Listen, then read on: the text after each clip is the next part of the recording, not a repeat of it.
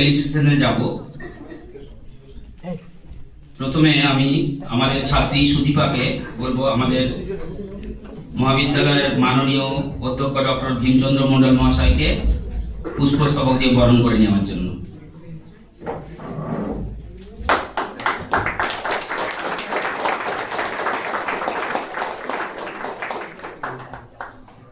Honourable research person doctor Sachchidanandan Ray মহাশয়কে বরণ করে নেবে আমাদের ছাত্রী ফারজানা।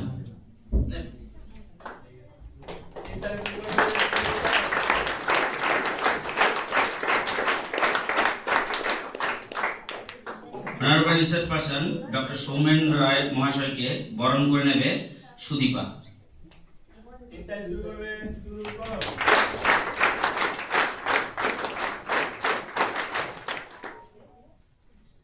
এরপর আমি মাননীয় প্রিন্সিপাল স্যার এবং রিসোর্স পার্সন স্যারদের প্রদীপ স্ট্যান্ডের কাছে আসার জন্য অনুরোধ করছি। আমরা প্রদীপ প্রজ্বলনের মাধ্যমে আজকের আমাদের এই সেমিনারে উদ্বোধন করব।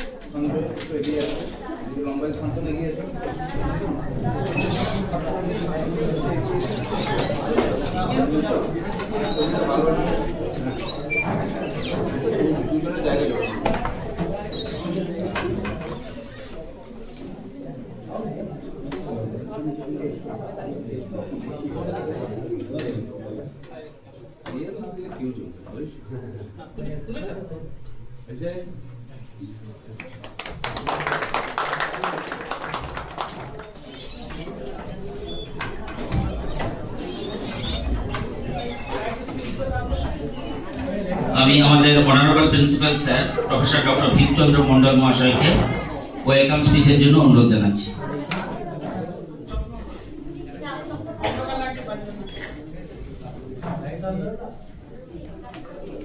Honorable research person coming from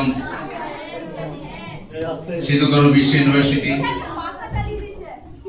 as well as from Bankura Christian College, দুজনকেই আমাদের কলেজের তরফ থেকে উষ্ণ অভিনন্দন জানাই। আজকের এই বিশেষ দিনে তাদের মূল্যবান মতামত শোনার জন্য ছাত্রছাত্রীদেরকেও আমি ধন্যবাদ জানাই এতক্ষণ ধরে চুপচাপ বসে থাকার জন্য। আজকের দিনটা খুবই গুরুত্বপূর্ণ, কারণ সবাই জানো যে আজকে হচ্ছে আমাদের সংবিধান দিবস।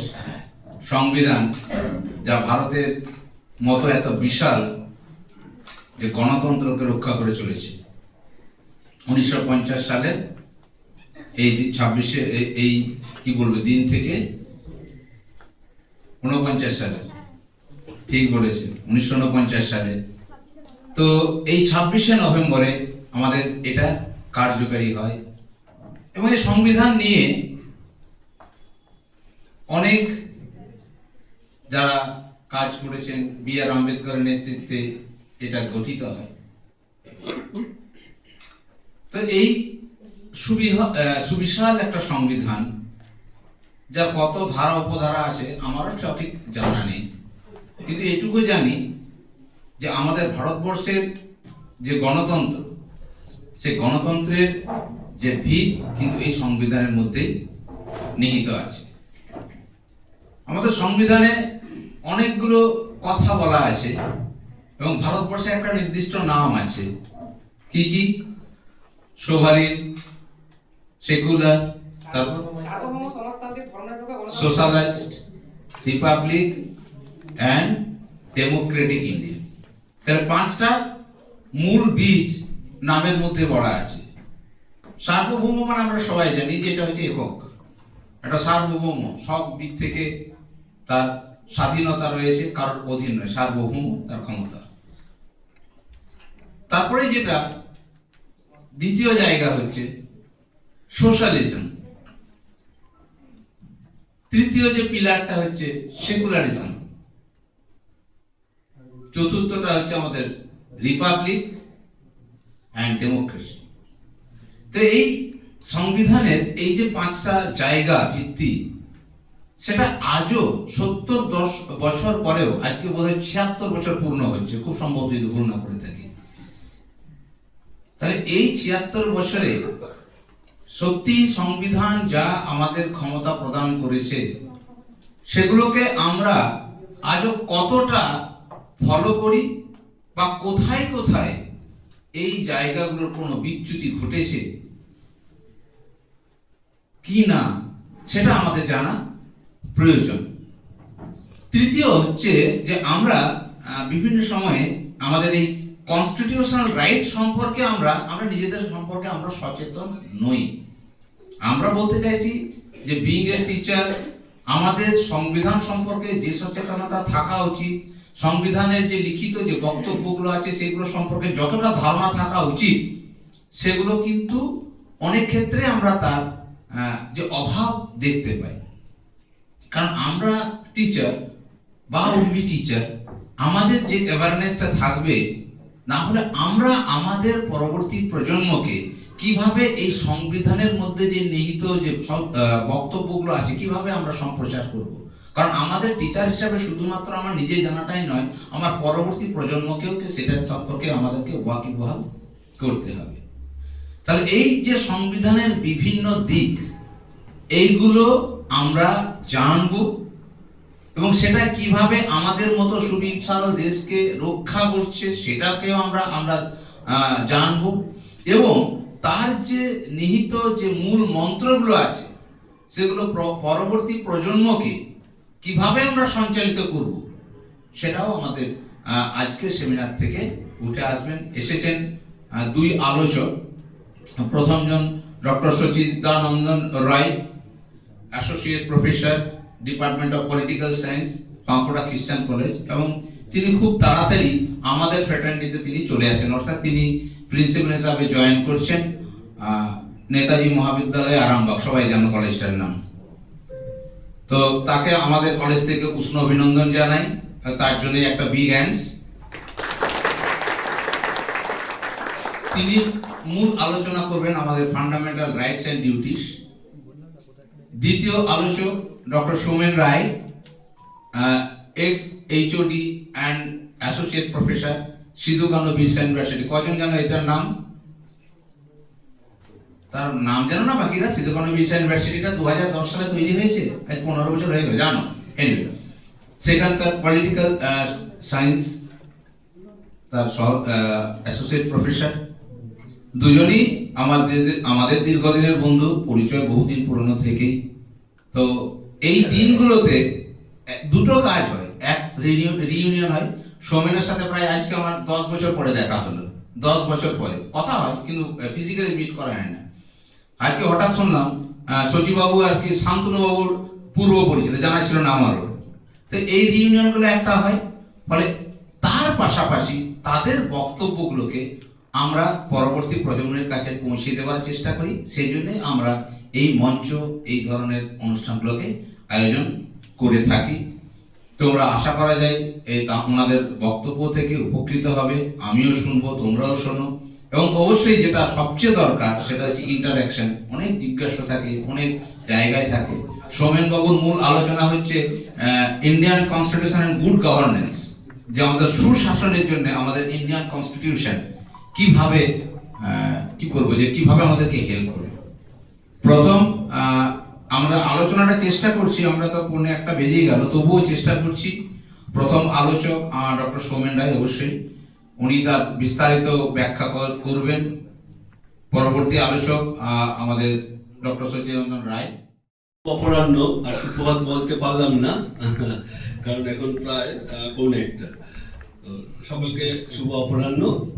এখানে উপস্থিত এই কলেজের সম্মানীয় অধ্যক্ষ মহাশয় এবং এই কলেজের আমার সম্মানীয় এবং শ্রদ্ধেয় অধ্যাপক অধ্যাপিকাবৃন্দ, প্রত্যেককেই আমার আন্তরিক অভিনন্দন এবং শ্রদ্ধা জ্ঞাপন করি।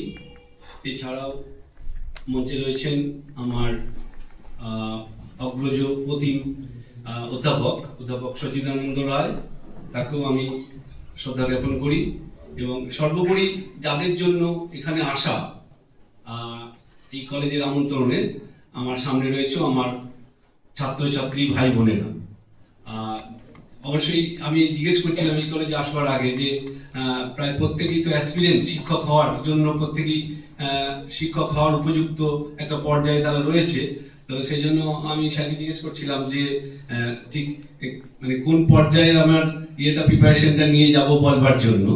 তো স্যার যেটা বললেন যে খুব লুসিড ল্যাঙ্গুয়েজে, এবং বললো যে সংবিধান সম্পর্কিত বিষয়তে যতটা আমরা সহজভাবে আলোচনা করতে পারি, এবং আমিও সেভাবেই ভেবেছি একটু ইন্টারাকশনের মাধ্যমেই একটু আমরা এগিয়ে যাব, যাতে যারা রয়েছে তোমরা সামনে বা আপনারা রয়েছেন প্রত্যেকেই আমরা একটু যাতে আলোচনায় পার্টিসিপেট করতে পারি সেইভাবে। তো আমি একটা পাওয়ার পয়েন্ট আমি প্রেজেন্টেশন একটা প্রিপেয়ার করেছি, কারণ বর্তমান সময়ে আমরা দেখছি যে এই যে প্রত্যেকটা ক্ষেত্রেই 90s এর পর থেকে 1990 এর পর থেকে আমরা দেখছি যে সুশাসন বিষয়টা একটা বহু চর্চিত বিষয় হিসাবে আমাদের সামনে উঠে আসছে।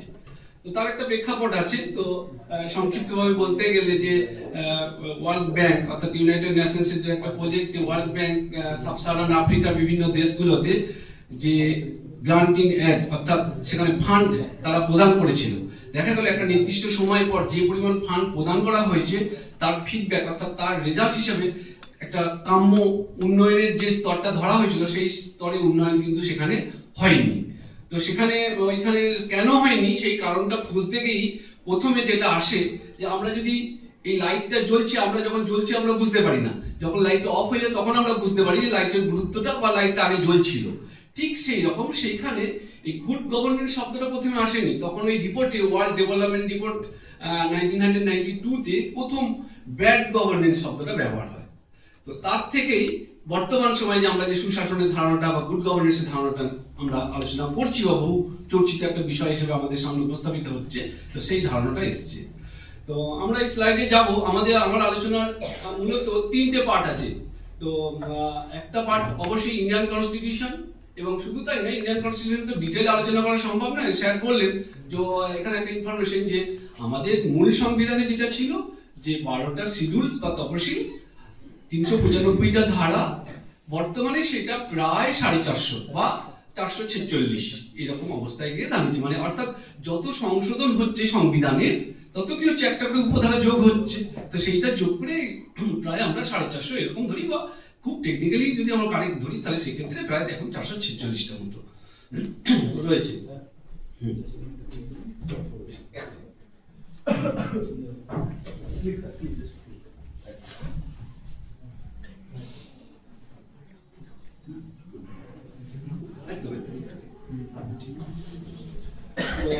আমরা এখানে একটু স্লাইড আমি একটু আলোচনা করতে থাকি। তো এখানে হচ্ছে যে সংবিধান কি, এটা আমাদের প্রথম জানা দরকার। আমাদের বেসিক নলেজ আছে, তবু যেহেতু এটা বলতে হবে, আমার আলোচনার 3টে পার্ট আমি বললাম, একটা সংবিধান, একটা গুড গভর্নেন্স, আর একটা পার্ট হচ্ছে আমাদের সংবিধানে কিভাবে গুড গভর্নেন্সকে অ্যাকোমোডেট করা হয়েছে। মানে আমাদের সংবিধানের মধ্যে আমাদের সংবিধানটা এত একটা সিগনিফিকেন্ট বা একটা গুরুত্বপূর্ণ মানে দলিল আমাদের, এটাকে আমরা বলি একটা মানে লিভিং ডকুমেন্ট অর্থাৎ জীবন্ত দলিল। কেন জীবন্ত বলি? কারণ আজকে ভারতবর্ষ যে সময় স্বাধীন হয়েছে সেই সমসাময়িক অনেক ছোট ছোট রাষ্ট্র এই ভারতবর্ষে পরে স্বাধীন হয়েছে, কিন্তু আমরা যদি আমাদের চারপাশটা দেখি তো সেই ছোট রাষ্ট্রগুলোতেও দেখা যাচ্ছে যে একটা বিশৃঙ্খল অবস্থা চলছে। আমরা বাংলাদেশ বাদ দিলেও আরো 2-3টে দেশ আমাদের এই মুহূর্তে রয়েছে।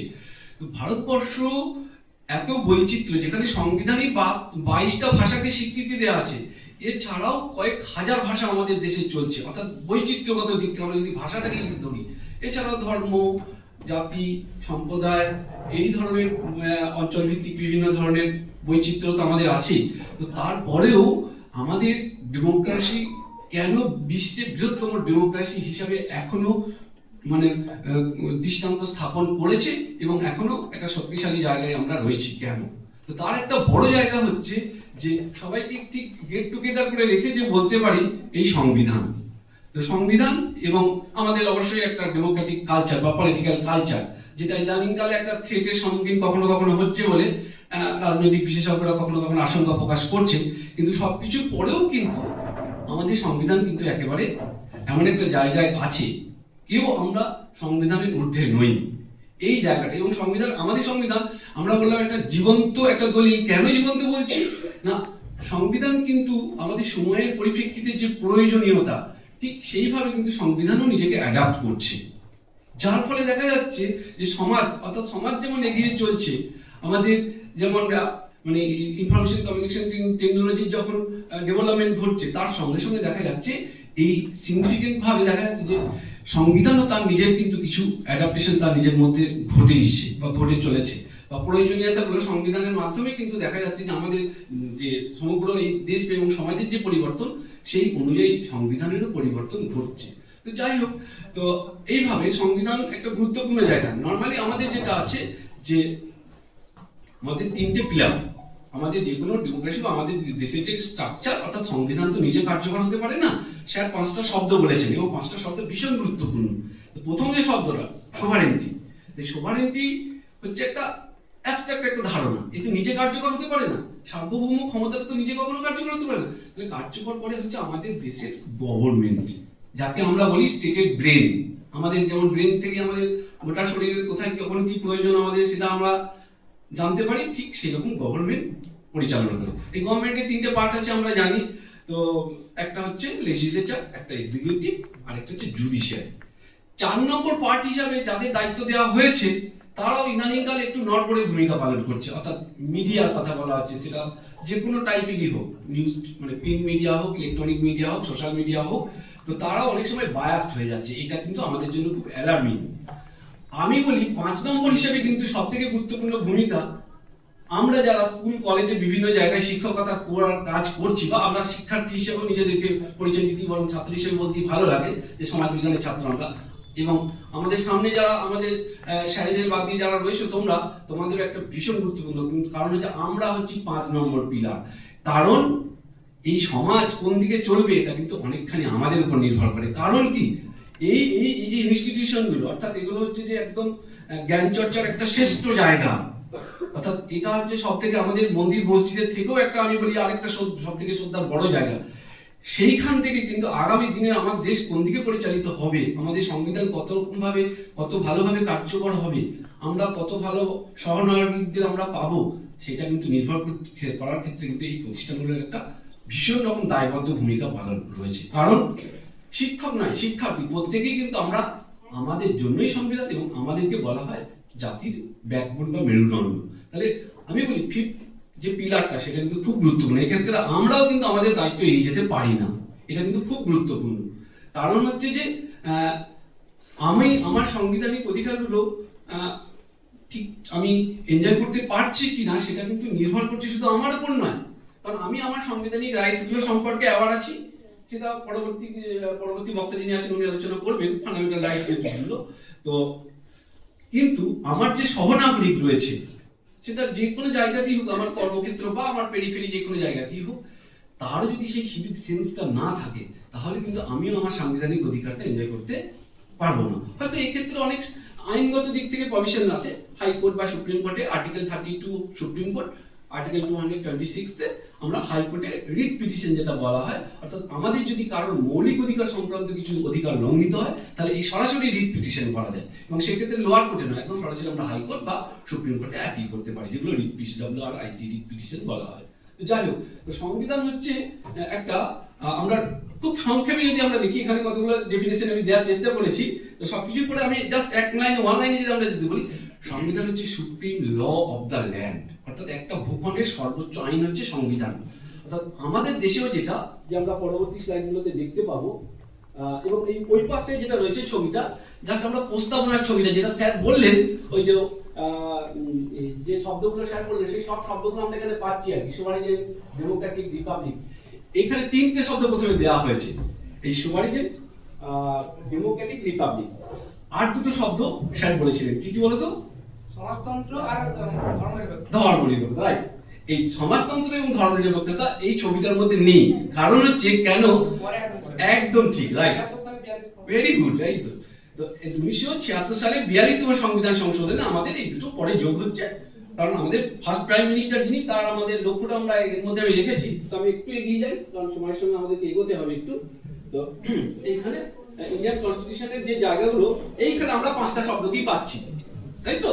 আমরা সোভারিজেন, সোশ্যালিস্ট, সেকুলার, ডেমোক্রেটিক, রিপাবলিক, এই 5টা শব্দকেই আমরা এখানে পাচ্ছি। এই প্রত্যেকটা শব্দর জন্য এখন আমরা যদি আলোচনা করতে যাই, এই শব্দগুলো নিয়ে আমরা 1 ঘন্টা 1.5 ঘন্টা করে আলোচনা করতে পারি। তো যাই হোক, এই প্রত্যেকটা শব্দের মিনিমাম মিনিং আমরা জানি, বা যদি কোনো শব্দের অর্থ তোমাদের বুঝতে অসুবিধা হয় অবশ্যই শেষে আমরা এটা সেশনে জেনে নেব। তো যাই হোক, এরপরে যেটা হচ্ছে, যেটা সব থেকে গুরুত্বপূর্ণ, আমাদের ভারতের সংবিধান মানে যেটা খুব সিগনিফিকেন্ট, যে একেবারে যেটা এই সংবিধান এখানে যেটা লেখা রয়েছে, যে ওই জায়গাটা, ওই আগেরটাই আমরা আগের ছবিতে আমরা যদি যাই তাহলে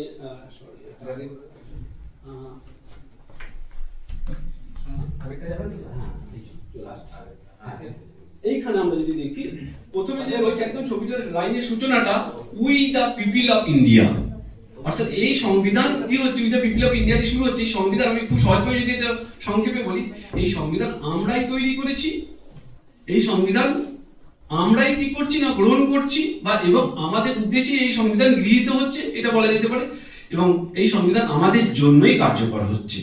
তাহলে ভারতের সংবিধান হচ্ছে ভারতের নাগরিকদের জন্য, এবং এই সংবিধানে যে ক্ষমতার উৎস, অর্থাৎ সোভারেন পাওয়ার বা আমরা যেগুলোই বলছি না কেন, সেই উৎস কিন্তু ভারতের জনগণ, মানে আমরাই হচ্ছে এই সংবিধানের ক্ষমতার মূল উৎস। এটা তো এইখানে আমরা দেখছি যে সংবিধানের মধ্যে কিন্তু কতগুলো যে জিনিসগুলো, এই যে 5টা কি ওয়ার্ড, এবং তার সঙ্গে সঙ্গে আমরা দেখছি যে জায়গাগুলো, যে we the people of India showing that ultimately authority relation with people, এটা বলা হচ্ছে। এবং এখানে যে জাস্টিস, লিবার্টি, ইকুয়ালিটি এবং ফ্র্যাটার্নিটি, এইগুলো আমরা দেখছি। যে পরে আমরা দেখবো গুড গভর্নেন্সের যেগুলো কি ওয়ার্ড, সেগুলোর সঙ্গে এগুলোর একেবারে মানে সিমিলার, কারণ আমাদের সংবিধান কিন্তু সবটাই প্রোভাইড করছে। সমস্যাটা যেটা হয়, সংবিধান কার্যকর যারা করছে, বা সংবিধানের যেটা আমরা বলি ইন্টারপ্রিটার এবং গার্জিয়ান, সুপ্রিম কোর্ট, জুডিশিয়ারি, তাদের একটা গুরুত্বপূর্ণ ভূমিকা পালন করে। অর্থাৎ সংবিধান কিভাবে কার্যকর হচ্ছে সেইটা কিন্তু গুরুত্বপূর্ণ। সেইখানে যদি ত্রুটি হয়, তাহলে কিন্তু আমাদের সুশাসনের ক্ষেত্রেও একটা ত্রুটি কিন্তু থেকে যায়। এইখানে আমরা ইন্ডিয়ান কনস্টিটিউশনের মধ্যে সঙ্গে গুড গভর্নেন্সের যে জায়গাগুলো, কতগুলো জায়গা আমরা এখানে রেখেছি।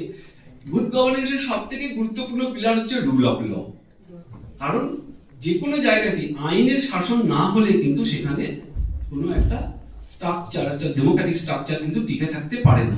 কারণ রুল অফ ল মানে কি, এখানে দুটো শব্দ আমি বলবো, অর্থাৎ আমরা সকলেই আইনের অধীন, 3টে শব্দ বলবো, 3টে লাইন বলবো, সকলেই আইনের অধীন, অর্থাৎ কেউ আইনের ঊর্ধ্বে নয়, এবং আইনের চোখে সকলেই সমান। এটা ভারতীয় সংবিধানের 14 নম্বর ধারা বলছে, ওই ইকুয়ালিটি বিফোর দ্য ল আর equal protection by law. Equal protection by law এটা কিন্তু খুব গুরুত্বপূর্ণ, কারণ মানে এখানে বলা হচ্ছে, যদি ব্যাখ্যাটা নিয়ে আমরা, যে সমপর্যায়ভুক্ত সকল ব্যক্তির প্রতি রাষ্ট্র সমান আচরণ করবে। এই সমপর্যায়ভুক্ত সকল ব্যক্তির প্রতি, যেটা আমরা খুব ভালোভাবে মানে যদি আমরা এক্সাম্পল দিই, ওই ট্যাক্স পেয়ারদের ক্ষেত্রে, যে এত থেকে এত ইনকাম গ্রুপের মধ্যে যারা আছে তাদেরকে এত পার্সেন্টেজ তাদের ইনকামে দিতে হবে। এইভাবে আমাদের ক্ষেত্রে সংবিধান কিন্তু সব প্রভিশন রেখেছে। আমাদের সংবিধান এত ভালো একটা ডকুমেন্ট, আমরা যদি সেটাকে সঠিকভাবে ফলো করি, তাহলে আমাদের সমাজে এত বিশৃঙ্খলা থাকবে না, আরো মানে একটা সভ্য সমাজ, একটা উন্নত সমাজ, আমরা মানবিক সমাজ আমরা পাবো। তো এখানে সেই উপাদানগুলোকে আমরা রাখার চেষ্টা করছি। রুল অফ ল, অ্যাকাউন্টেবিলিটি, এটা ভীষণ গুরুত্বপূর্ণ একটা ডেমোক্রেটিক কান্ট্রির ক্ষেত্রে, কারণ দায়বদ্ধতা এখানে আমাদের 2 ধরনের যে যারা আমাদের দায়িত্বপ্রাপ্ত ব্যক্তিরা রয়েছেন প্রশাসনে, একটা হচ্ছে পলিটিক্যাল এক্সিকিউটিভ অর্থাৎ রাজনৈতিক প্রশাসক, আর একটা হচ্ছে আমাদের পার্মানেন্ট পার্ট, অর্থাৎ যারা হায়ার লেভেলে অফিসিয়াল বা ব্যুরোক্র্যাট যাদেরকে আমরা বলছি, তাদের অ্যাকাউন্টেবিলিটির কথা এখানে বলা হচ্ছে। তো তার সঙ্গে সঙ্গে আমরা দেখেছি সিটিজেন পার্টিসিপেশন, কারণ পার্টিসিপেশনটা বর্তমান সময়ে ভীষণ গুরুত্বপূর্ণ, কারণ এটা পার্টিসিপেশন যেটা করে, একটা হচ্ছে গণতন্ত্রের রুটটা আরো গভীরে নিয়ে যায়, 1, আর 2 হচ্ছে যে কোনো ডেমোক্রেটিক ইনস্টিটিউশনের তার যে সিদ্ধান্ত বা কার্যকারিতা সেটাকে আরো বৈধ করে তোলে, আরো লেজিটিমাইট করে তোলে তাদের সিদ্ধান্তগুলোকে, এবং সিদ্ধান্ত কার্যকর করার ক্ষেত্রে সেটা আরো গণতান্ত্রিক ভাবে তার গ্রহণযোগ্যতাটাও বৃদ্ধি পায়। তো এই বিষয়গুলো আমরা এর মধ্যে রেখেছি, এবং তার পাশাপাশি আরো কিছু বিষয়কে রাখা হয়েছে। Fair election, separation of power. আমাদের এখানে বলে রাখি, আমরা এখানে সেপারেশন অফ পাওয়ারের ক্ষেত্রে আমরা পুরোপুরি সেপারেশন অফ পাওয়ার আমরা ফলো করি না। আমাদের যে স্ট্রাকচার, সেখানে আমাদের এক্সিকিউটিভ এবং লেজিসলেচারের সঙ্গে কিন্তু একটা ক্লোজ রিলেশন আছে। কারণ কি? কারণ হচ্ছে এটা যে আমাদের পার্লামেন্ট হচ্ছে আমাদের লেজিসলেচার বা লেজিসলেটিভ অ্যাসেম্বলি, যাই বলি না কেন, তো পার্লামেন্ট এবং আমাদের এক্সিকিউটিভ যেটা হচ্ছে, এক্সিকিউটিভের মধ্যে আমাদের ওখানে যারা মিনিস্টার্স থাকছে, অর্থাৎ আমাদের যে সেটা ক্যাবিনেট হোক বা as a council of minister, তারা এবং হায়ার লেভেলের যে আমলা, তাদের নিয়ে হচ্ছে এক্সিকিউটিভ। অর্থাৎ আমাদের যে আমাদের যে পার্লামেন্টারি সিস্টেম, সেই পার্লামেন্টারি সিস্টেমে এই আইন বিভাগ এবং শাসন বিভাগের মধ্যে একটা ঘনিষ্ঠ সম্পর্ক থাকে। কারণ কি, একটা পার্ট হচ্ছে, অর্থাৎ যেটা আমরা দেখছি পার্লামেন্ট, তাদের কাজই হচ্ছে নীতি নির্ধারণ করা, অর্থাৎ পলিসি ডিটারমাইন করা। আর দ্বিতীয় যে পার্টটা শাসন বিভাগ, তাদের কাজ হচ্ছে ওটাকে ইমপ্লিমেন্ট করা। অর্থাৎ এদের মধ্যে একটা ঘনিষ্ঠ সম্পর্ক আছে। কিন্তু আমাদের বিচার বিভাগ কিন্তু সম্পূর্ণ এদের প্রভাব থেকে মুক্ত। তারা একদম আমাদের একদম সম্পূর্ণভাবে বলা হয় তারা একদম ইন্ডিপেন্ডেন্ট জুডিশিয়ারি। আমার বোধহয় সম্ভবত এখানে একটা পয়েন্ট আছে এই পরের টাইম, এই যে separation of power and independent judiciary. এই ইন্ডিপেন্ডেন্ট জুডিশিয়ারি কিন্তু আমাদের ক্ষেত্রে দেশের জন্য একটা ভীষণ একটা গুরুত্বপূর্ণ জায়গা। দুটো লাইন বলা হয় যে দুর্বৃত্তের শেষ আশ্রয় হচ্ছে রাজনীতি। যে কোনো দুর্বৃত্তই তারা বেশিরভাগ ক্ষেত্রে দেখা যায় ক্রাইম করার পর কোনো একটা রাজনৈতিক দলে ছত্রছায়ায় চলে যাওয়ার চেষ্টা করে, নিজেকে যুক্ত করার চেষ্টা করে। ঠিক সেই রকম আমরা যারা কমন পিপল, যারা জাস্ট সিভিলাইজ, যারা সিটিজেন, তাদের জায়গা কোথায়? তাদের জায়গা হচ্ছে ওই জুডিশিয়ারি। তাদের আর কোনো যাওয়ার জায়গা নেই। জুডিশিয়ারি যদি কোনো কারণে বায়াসড হয়, পক্ষপাতিত্বমূলক আচরণ করে, তাহলে সেটা কিন্তু আমাদের এত বড় একটা দেশের গণতন্ত্রের জন্য খুব মারাত্মক একটা মানে আতঙ্কের বিষয় বা একটা ভাবনার বিষয়, চিন্তার বিষয় একটা। যাই হোক, এরপরে আমরা এই জিনিসগুলো আমরা দেখছি যে এছাড়াও এর নাগরিকদের রাইটস অনেকগুলো বিষয় এখানে রাখা হয়েছে, যেগুলো সবটা এখানে দেখানো যাবে না। নিচে কতগুলো জিনিস দেখানো হয়েছে যে independent bodies like election commission, CAG, ইডিটা এখানে রাখা হয়নি, ইউপিএসসি, হ্যাঁ, এরা কি করছে, এরা স্ট্রেনথেন করছে ট্রান্সপারেন্সি এন্ড মাল্টিবেস গভর্নেন্স। তো যাই হোক, এই যে সংস্থাগুলো আরো পরে আমরা আলোচনা করবো, পলিসিগুলো নিয়ে একটা ছোট ছোট আলোচনা করবো, যে এই যে সংস্থাগুলো যারা আমাদের যেমন ইন্ডিপেন্ডেন্ট জুডিশিয়ারি, সেরকম কিছু ইন্ডিপেন্ডেন্ট বডি আছে, ইলেকশন কমিশন, যেটা আমাদের এই যে এই সময় এই যে স্পেশাল ইন্টেনসিভ রিভিউ নিয়ে খুব আলোচনা চলছে না, আলোড়ন চলছে। এই ইলেকশন কমিশনের আন্ডারে যেটা হচ্ছে সবাই জানে এসআইআর, এসআইআর। তো যাই হোক, এইগুলো সেটা ইলেকশন কমিশনের আন্ডারে হচ্ছে। তাহলে আমাদের ডেমোক্রেসির ক্ষেত্রে গুড গভর্নেন্স, এইগুলো পুরো এই সবগুলো কিন্তু সাংবিধানিক সংস্থা বা কোনোটা কোনোটা সাংবিধানিক স্ট্যাটুটরি বডি। হ্যাঁ, সিএজি, ইলেকশন কমিশন, এরা কিন্তু সাংবিধানিক সংস্থা। তো যাই হোক, এই সংস্থাগুলো আমরা দেখবো যে এরা কিভাবে সাংবিধানিক যে নিয়ম নীতি বা সাংবিধানিক নিয়মের মধ্যে, আইনের মধ্যে থেকেই কিভাবে আমাদের ডেমোক্রেসিকে আরো স্ট্রেনথেন করছে বা সুশাসন দেওয়ার ক্ষেত্রে এদের একটা গুরুত্বপূর্ণ ভূমিকা আছে। কারণ আমরা দেখছি ইন্ডিপেন্ডেন্ট জুডিশিয়ারির ভূমিকা তো আমরা সরাসরি ভাবেই আমরা দেখতে পাচ্ছি। কারণ আজকের দিনের সমাজে সব থেকে যে জায়গাটা আমাদের যে শেষ আশ্রয় হচ্ছে জুডিশিয়ারি, প্রত্যেকটা ক্ষেত্রেই, মানে যে কোনো ক্ষেত্রেই আমাদের জীবনযাপনের, মানে এইটার থেকে একটা জুডিশিয়ারিকে আমরা আমাদের ইয়ের থেকে, ডেমোক্রেটিক লাইফ থেকে আমরা বাদ দিতে পারবো না বর্তমান সময়ে। তো নেক্সট হচ্ছে আমরা গভর্নেন্সের, এটা একটু দু একটা জায়গায় যেহেতু আমরা গভর্নেন্সের সঙ্গে রিলেট করে দেখাচ্ছি। তো তা গভর্নেন্স বলতে আমি সাধারণভাবে আমরা যেটা বুঝি, গভর্নেন্স হচ্ছে একটা, গভর্নমেন্ট আর গভর্নেন্স দুটো শব্দ। তা গভর্নমেন্ট হচ্ছে একটা স্ট্রাকচার, যেমন আমাদের এই কলেজটা একটা স্ট্রাকচার, তাই তো, এখানে হায়ারার্কি সিস্টেম আছে। সেরকম গভর্নমেন্ট একটা স্ট্রাকচার বা ইনস্টিটিউশন, সেখানে তার তিনটে বিভাগ আছে, আইন বিভাগ, শাসন বিভাগ, বিচার বিভাগ, এবং তাদের মধ্যেকার পারস্পরিক ইন্টারাকশন, কাজকর্ম এবং তার সঙ্গে নাগরিক তাদের ইন্টারাকশন, এইটা নিয়ে গভর্নমেন্ট তৈরি হচ্ছে বা গভর্নমেন্ট পরিচালিত। গভর্নেন্স কিন্তু আর একটা লার্জার বা একটা ওয়াইডার কনসেপ্ট। কারণ গভর্নেন্স এটা হচ্ছে একটা প্রসেস। এই প্রসেসের মধ্যে গভর্নমেন্টও থাকছে, যারা সব থেকে বেশি গুরুত্বপূর্ণ সিটিজেন, আমরাও এখানে পার্টিসিপেট করব, এবং এছাড়াও different types of non government, voluntary organisation, আরও অনেক ইনস্টিটিউশন, সিভিল সোসাইটি, এরা সব মিলিয়ে, অর্থাৎ এটা একটা হচ্ছে প্রসেস, যে গভর্নেন্স হচ্ছে একটা প্রসেস। তো এইখানেই হচ্ছে গভর্নমেন্টের সঙ্গে গভর্নেন্সের পার্থক্য। এই বর্তমান সময়ে আমরা যেটা চর্চা হচ্ছে, আমরা 90-এর দশকের পর থেকে আমাদের দেশেও আস্তে আস্তে আমরা এই গভর্নমেন্টের ধারণা থেকে আমরা গভর্নেন্সের ধারণা দিকে এগোচ্ছি।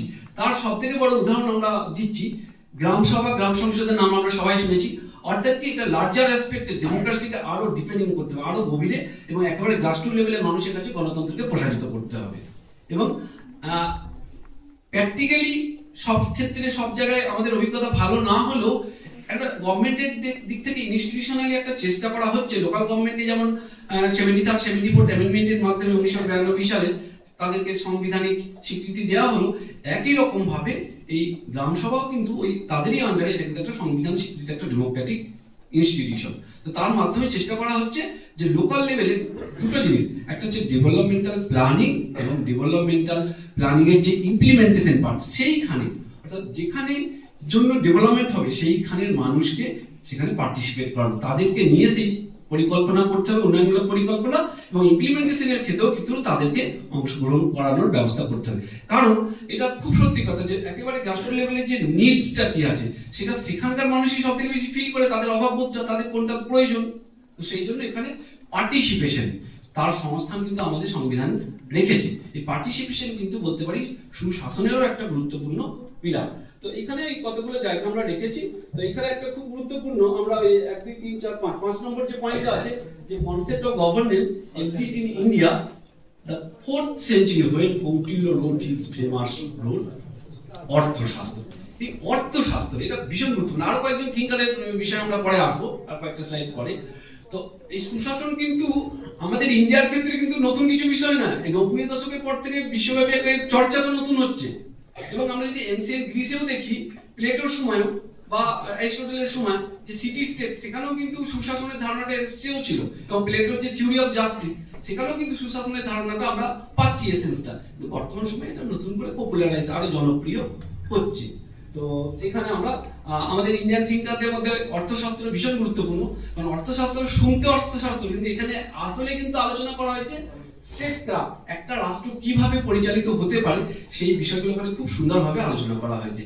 অর্থাৎ ওখানে ব্যুরোক্রেসি সম্পর্কে আলোচনা করা হয়েছে, গভর্নমেন্টের বিভিন্ন অর্গানগুলো নিয়ে আলোচনা করা হয়েছে, মানে রোল অফ এ কিং অর্থাৎ রুলার সেটা সম্পর্কে ওখানে আলোচনা করা হয়েছে, ডিপ্লোমেসি নিয়ে আলোচনা করা হয়েছে, welfare plan of the subject or citizen, সেগুলো নিয়ে ওখানে আলোচনা করা হয়েছে।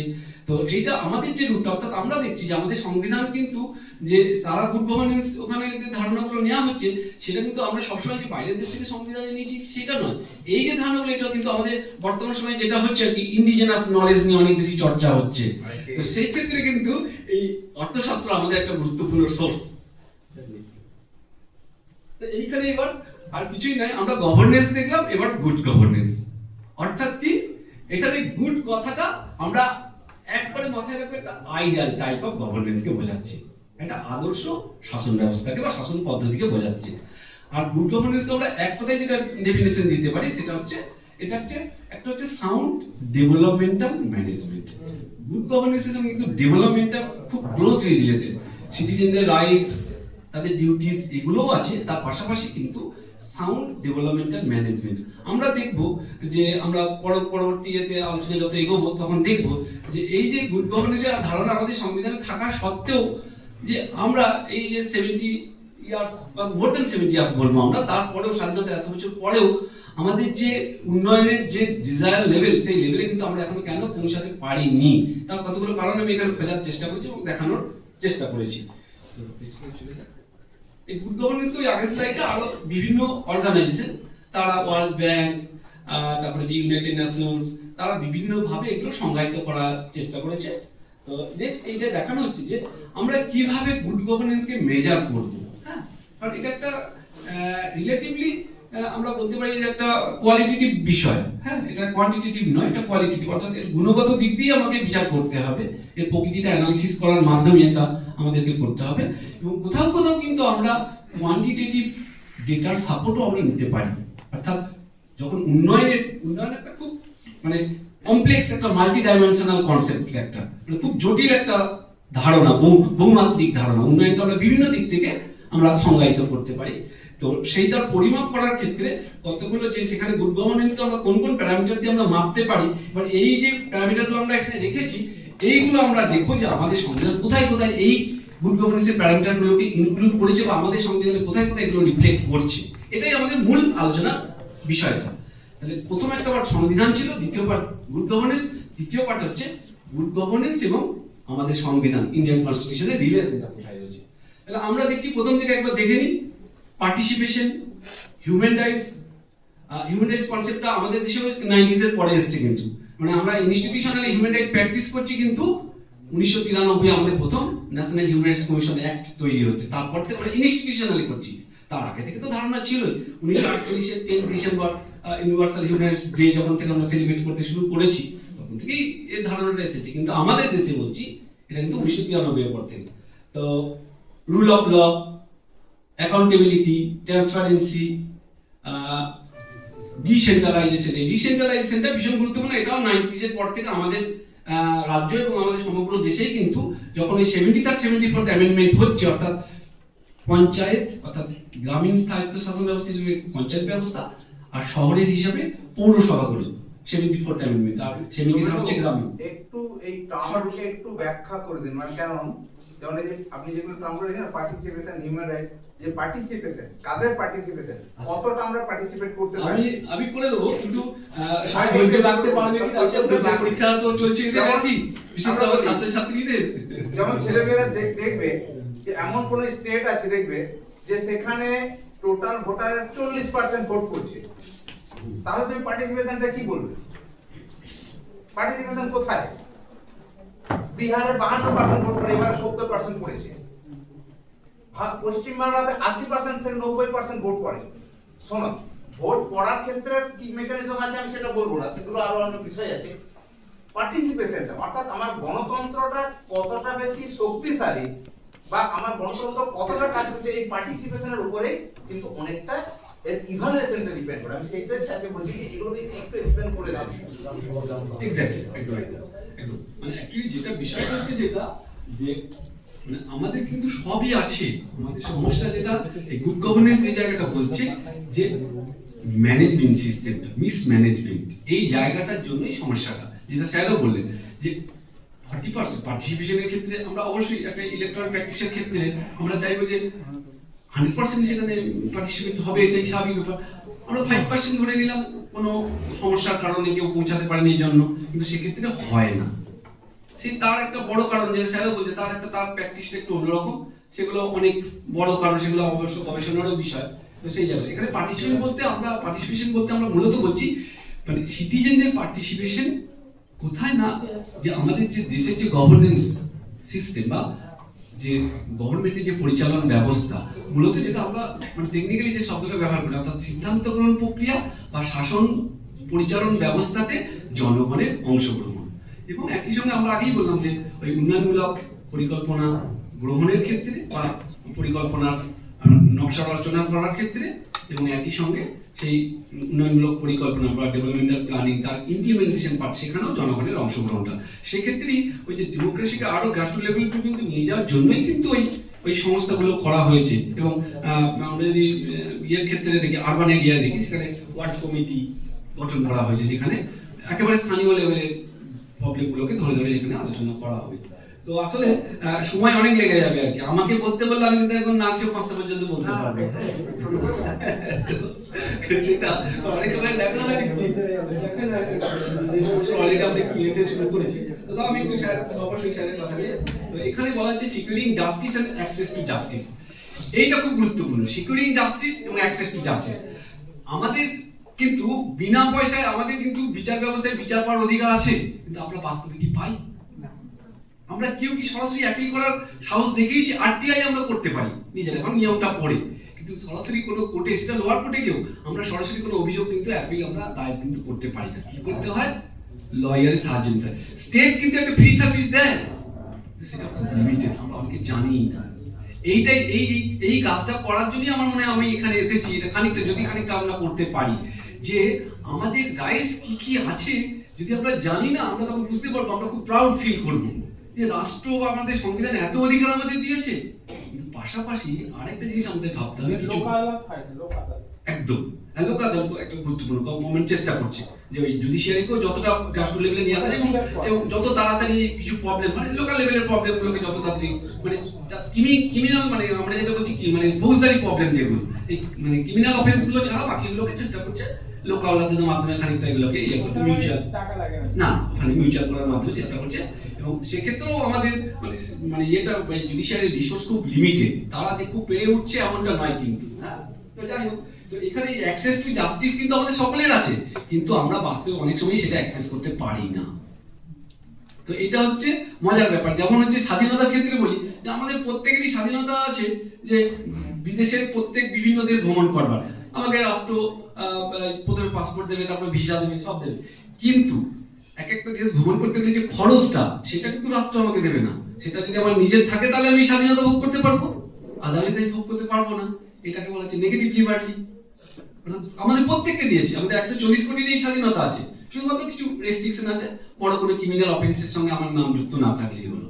হ্যাঁ, কিন্তু আমরা এটা করতে পারি না। ঠিক সেই রকম জুডিশিয়ারির ক্ষেত্রে একই কথা বলা যায়, অ্যাক্সেস দেওয়া হচ্ছে, কিন্তু আমার এখানকার একটা গ্রাসরুট লেভেলের মানুষ, কেন আমরাও সুপ্রিম কোর্টে একটা অ্যাপিল করতে গেলে কত হয়রানির শিকার হতে হয়। অনেক চেষ্টা করা হচ্ছে ট্রান্সপারেন্সি আনবার, তো যাই হোক। এম্পাওয়ারমেন্ট, এম্পাওয়ারমেন্ট ফর হুম? তাহলে এম্পাওয়ারমেন্ট জিনিসটা হচ্ছে কি, আমি এক লাইনে বলিনি। এম্পাওয়ারমেন্ট হচ্ছে, আমরা খুব সহজভাবে যদি বলি, যে মানে irrespective of any type of gender bias, যে এটা সেলফ ডিপেন্ডেন্সি, সেলফ সাফিসিয়েন্সি। হ্যাঁ, এবার অনেক সময় উইমেন এম্পাওয়ারমেন্টের কথা বলি, সেটা উইমেনদের ক্ষেত্রে তাদের সেলফ সাফিসিয়েন্সি, সেলফ ডিপেন্ডেন্সির বিষয়টা আছে। তো এখানে এম্পাওয়ারমেন্ট বলতে বলা হচ্ছে এম্পাওয়ারমেন্ট অফ দ্য ইন্ডিয়ান সিটিজেনের কথা বলা হচ্ছে। তাদেরকে এম্পাওয়ার করতে হবে, যাতে তারা এই যে সাংবিধানিক অধিকার এবং স্বাধীনতাগুলো আছে, যে উদাহরণ আমি ভ্রমণের ক্ষেত্রে দিলাম, সেগুলো তারা যাতে এনজয় করতে পারে, তাদেরকে সেই এম্পাওয়ারটা করতে হবে, আদারওয়াইজ কিন্তু এটা সম্ভব নয়। পাবলিক প্রাইভেট পার্টনারশিপ, এটা নতুনভাবে আসছে, কারণ একটা খুব গুরুত্বপূর্ণ বিষয়, কারণ গভর্নমেন্ট আর এককভাবে অনেক সময় কিছু সেক্টরে, হেলথ, এডুকেশন, এগুলোতে গভর্নমেন্ট এককভাবে আর ব্যয় বহন করতে পারছে না। সেই জন্য এখন কি করা হচ্ছে, এখানে গভর্নমেন্টের নিয়ন্ত্রণ থাকছে, আবার বেসরকারি নিয়ন্ত্রণ, অর্থাৎ পাবলিক বলতে গেলে গভর্নমেন্টের পার্টকে বোঝানো হচ্ছে, অর্থাৎ আমাদের কমন পিপলকে নিয়ে যে গভর্নমেন্ট, সেই গভর্নমেন্ট, আর প্রাইভেট বলতে বেসরকারি মালিকানা, অর্থাৎ তাদের মধ্যেকার একটা যৌথ মালিকানাধীন। এটা আমাদের এখানে কার্যকর হচ্ছে, আমরা দেখেছি।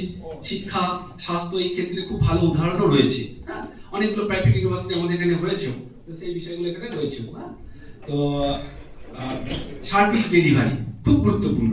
সার্ভিস ডেলিভারি, এই সার্ভিস ডেলিভারি অর্থাৎ গভর্নমেন্ট কেন রয়েছে, সেটা আমাদের পঞ্চায়েত হতে পারে, বা জেলা পরিষদ হতে পারে, বা আমার রাজ্য সরকার, আমার সেন্ট্রাল গভর্নমেন্ট। এই সরকারের কাজটা কি, আমাদেরকে পরিষেবা দেওয়া। তো আমরা তার এগেইনস্টে ভোট দিই, তাই তো? সেই গভর্নমেন্ট যদি পরিষেবা দিতে ফেল করে, তাহলে আমরা কি করবো, পরের ইলেকশনে অন্য কোনো পলিটিক্যাল পার্টিসকে সাপোর্ট করব, তাদের গভর্নমেন্ট ফর্ম করার চেষ্টা করব সাপোর্ট দিয়ে। তাই সার্ভিস ডেলিভারিটা খুব গুরুত্বপূর্ণ। এই সার্ভিস ডেলিভারি নিয়েই কিন্তু অনেক গবেষণার কাজ হচ্ছে, যে এই আরবান গভর্নমেন্ট বা হচ্ছে যে লোকাল গভর্নমেন্ট, তাদের সার্ভিস ডেলিভারি সিস্টেমটা। কারণ আমার কিন্তু পরিষেবা পাওয়ার অধিকার আছে। এই যে এসআইআর হচ্ছে, এসআইআর আমার বাড়িতে এসে ফর্মটা দিয়ে যাচ্ছে, কারণ এটা আমার অধিকার। গভর্নমেন্ট এই সার্ভিস ডেলিভারি করবে, এটা গভর্নমেন্টের দায়িত্ব। তো সেরকম আমরা পরবর্তীতে দেখবো, সিটিজেন হিসেবে আমাদেরও কিছু দায়িত্ব আছে। তো যাই হোক, এইভাবে আমরা দেখছি যে রেসপন্সিভনেস, এই রেসপন্সিভনেস দুটো দিক থেকে, একটা হচ্ছে গভর্নমেন্টের পার্ট থেকে, একটা হচ্ছে সিটিজেনদের পার্ট থেকে। ইকুইটি অ্যান্ড এফিসিয়েন্সি, এই ইকুইটি অ্যান্ড এফিসিয়েন্সি অর্থাৎ যে কোনো রিসোর্সকে আমরা যদি সঠিকভাবে মোবিলাইজ করি, তাহলে সেই রিসোর্সটা দিয়ে আমরা অনেক কিছু করতে পারি, অনেক ডেভেলপমেন্টের কাজ করতে পারি। আবার অন্যদিকে যদি যে মোবিলাইজ করছে, অর্থাৎ আমাদের যে ব্যুরোক্রেটিক যে সিস্টেম, আমাদের এটাকে বলা হয় স্টিল ফ্রেম, যেটা ব্রিটিশ গভর্নমেন্ট আমাদেরকে দিয়ে গেছে, আমাদের ব্যুরোক্রেসিও কিন্তু আমাদের একটা গুরুত্বপূর্ণ, এরকম কিন্তু ডেমোক্রেসির গুরুত্বপূর্ণ পার্ট বলা হয় এদেরকে। তো এই যে স্টিল ফ্রেমের যে ব্রোকার যারা রয়েছে, বা স্টিল ফ্রেমের যারা পার্টিসিপেন্ট, বা যারা এর পার্টনার রয়েছে বা অংশীদার রয়েছে, তাদেরও কিন্তু একটা গুরুত্বপূর্ণ মানে কোয়ালিটি হচ্ছে এফিসিয়েন্সি। কারণ এফিসিয়েন্সি না থাকলে কি হয়, যে কারণের জন্য কিন্তু এই আমরা প্রথমেই যে দেখি সাব-সাহারান আফ্রিকাতে টাকা পয়সা দেওয়া হয়েছে, কিন্তু উন্নয়ন হয়নি। তার কারণ কি, মিসম্যানেজমেন্ট। সেখানকার যারা দায়িত্বে ছিল, তাদের এফিসিয়েন্সি ছিল না, দক্ষতা ছিল না। সেই জন্য দক্ষতাটা খুব গুরুত্বপূর্ণ। এই আমরা এখন পড়াশোনা করছি না, আমরা কিন্তু অ্যাকচুয়ালি এফিসিয়েন্সিটাই অর্জন করছি। তো সেই জন্য আমাদের পড়াশোনাটা কিন্তু খুব মন দিয়ে করতে হবে। কারণ হচ্ছে কি, যে আরেকটা ইন্টারেস্টিং ব্যাপার, আমার ইউনিভার্সিটির ভাইস চ্যান্সেলর এই গত বৃহস্পতিবার 20 তারিখে জয়পুরে একটা আইসিএসএস সেমিনার, আমিও ছিলাম ওখানে, আর স্যার ওখানে ইনার মধ্যে, এবং আমি এখানে দাঁড়িয়ে রয়েছি, বাকি স্যারেরা এখানে রয়েছেন যারা মঞ্চে। আমরা কিন্তু এখানে আজকে রয়েছি কিসের জন্য, একেবারেই তোমরা এখানে বসে আছো, এটা কিন্তু আমাদের পড়াশোনাটা কিন্তু আমাদেরকে এই জায়গায় এনেছে। তাহলে সবকিছুর পরে এফিসিয়েন্সি, অর্থাৎ পড়াশোনার মাধ্যমে কিন্তু আমরা এফিসিয়েন্সিটাকে অর্জন করছি, তাহলে সেটাকে কিন্তু আমাদের মন দিয়ে করতে হবে। এবং আমরাও চেষ্টা করেছি, সেই জন্য হয়তো এইখানে কিছুটা অর্জন করতে পেরেছি বলে এরকম ব্যাপারটা। কারণ দেখো, এটা তো খুব সত্যি কথা, এটা এমন একটা জগৎ, পড়াশোনার জগৎ। আমি নিজেই অনেক সময় ভাবি, বা আমার স্টুডেন্টদেরও বলি, যে আমি আমার পলিটিক্যাল সায়েন্সে এখনো বুঝতে পারি না যে 10% অর্জন করতে পেরেছি কিনা, কত পার্সেন্ট অর্জন করতে পেরেছি। কারণ একটা একটা ভাস্ট এরিয়া, কারণ যত আমরা ভেতরে যাই, তত কি হয়, তত আমাদের আরো সাবরুট বেরিয়ে যায়, ছোট ছোট স্পেশালাইজেশনের যুগ। তো স্বাভাবিক কারণেই এক একটা সাবজেক্টে আমাদের এক একজনের পক্ষে সব একটা জীবনেও জানা সম্ভব নয়, কারণ সেটা ওই রবীন্দ্রনাথ টেগোর এদের সময় ছিল, কারণ তাদের সময় এই ধরনের যে একেবারেই তাই, মানে আমরা তাদেরকে মানুষের থেকেও একটু বেশি কিছুই ভাববো। যাই হোক, এখানে রেসপন্সিভনেস, ইকুইটি, এফিসিয়েন্সি, এফেক্টিভনেস, অর্থাৎ যে ডেভেলপমেন্টাল পলিসি নেওয়া হচ্ছে তার এফেক্টিভনেস কতটা, তার কার্যকারিতাটা কি, সেটা আগে এক্সামিন করতে হবে। এর জন্য অনেক সময় ওই একটা স্মল এরিয়ার মধ্যে কোনো পলিসি নিয়ে সেখানে ইমপ্লিমেন্ট করে দেখতে হয় বড় বড় পলিসি নেওয়ার আগে। যেমন বড় বড় মাল্টিন্যাশনাল যে কোম্পানিজগুলো আছে তারা কোথাও বড় বাজার সেট করার ক্ষেত্রে, যে স্মার্ট বাজার, বিগ বাজার যারা আছে, এরা এই কর্পোরেট সংস্থাগুলো প্রথমে না সেই যে এলাকায় তারা স্থাপন করতে চাইছে তার আগে কিন্তু তারা বেশ কিছুদিন ধরে ওখানকার মার্কেট সার্ভে করে, ডোর টু ডোর করে বা বাজারের মধ্যে করে, তারা যে প্রোডাক্ট ওখানে লঞ্চ করতে চাইছে তার ডিমান্ডটা তারা বোঝার চেষ্টা করে, সেখানকার বাজারটা। ঠিক সেই রকম এফেক্টিভনেস থেকে স্যার যেটা বলেন এই প্রসেসটার নাম কি?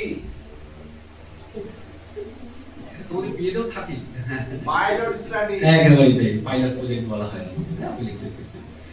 আরেকটা হচ্ছে পার্টিসিপেটরি ডেভেলপমেন্ট, তাহলে যাদের জন্য ডেভেলপমেন্ট তাদেরকে পার্টিসিপেট করাতে হবে, এটা কিন্তু খুব গুরুত্বপূর্ণ। পার্টিসিপেটরি ডেভেলপমেন্ট অর্থাৎ যে কোনো সিদ্ধান্ত সেটা কিন্তু যাদের জন্য সেই সিদ্ধান্ত নেওয়া হচ্ছে বা উন্নয়নমূলক পলিসি যাদের জন্য নেওয়া হচ্ছে অবশ্যই তাদেরকে সেখানে অংশগ্রহণ করাতে হবে, কারণ তাদের দৃষ্টিভঙ্গিটা ভীষণ গুরুত্বপূর্ণ। এইটা খুব গুরুত্বপূর্ণ। অর্থাৎ আমাদের কিন্তু এই ইন্ডিজিনাস নলেজ বলছিলাম, তো এই নলেজ তো ইন্ডিজিনাস, হোমোজেনাস বা হেটেরোজেনাস হয় না, নলেজই হয়। আমাদের একজন বিখ্যাত লোক ওই আমাদের শোভনলাল দত্তগুপ্ত স্যার, উনি বলছিলেন নলেজ কি এরকম নাকি, নলেজের কোনো তো ভেরিয়ার থাকে না, নলেজ ভারতের নলেজ, আমেরিকার নলেজ তো তা নয়, এটা একটা ইউনিভার্সাল ব্যাপার, তাই না? আমরা যদি ম্যাথমেটিক্যাল ক্যালকুলেশনের ক্ষেত্রে দেখি, আমার এখানে যদি 2+3 করলে যা হবে আমেরিকাতে গেলে চাঁদে গেলেও তো একই হবে। তাহলে নলেজকে আমরা কিন্তু ওইভাবে আমরা ইয়ে করতে পারি না, যে ইন্ডিজিনাস নলেজ বা এই ধরনের লোকাল লেভেলের নলেজকে ওইভাবে আমরা আটকে রাখতে পারি না। নলেজ একটা খুব ইউনিভার্সাল একটা ওয়াইড কনসেপ্ট, আইডিয়া আর কি, সেটা কিন্তু সব জায়গাতেই একই রকম ভাবে মোরাললেস, কিন্তু তার কার্যকারিতা একই রকমই থাকে। তো দেখো আমাদের কি কি সম্পদ ছিল, অর্থাৎ গুড গভর্নেন্স আমরা কিন্তু বাইরের কোনো দেশের থেকে ধার করিনি, আমাদের কিন্তু সব ছিল। এই যে সবাইকার ফটোগুলো যে দেওয়া আছে না, সবাইকার ভিউজটা আমি এখানে রিফ্লেক্ট করতে পারিনি এই স্লাইডের মধ্যে, তো দূর থেকে দেখা যাচ্ছে? আচ্ছা, ভেরি গুড। তো প্রথমেই বুদ্ধ, হ্যাঁ, তো এটা তো আমাদের গৌতম বুদ্ধ, তার যে ভার্চু অফ দ্য রুলার, এই যে গুড গভর্নেন্স যেটা বলছি, তো রুলারের যে একজন শাসকের যে কি গুণ থাকা উচিত, আমরা এই যে বৌদ্ধ ধর্মের যিনি একদম প্রধান ধর্মগুরু গৌতম বুদ্ধ, তার লেখা সেই গ্রন্থের নাম কি?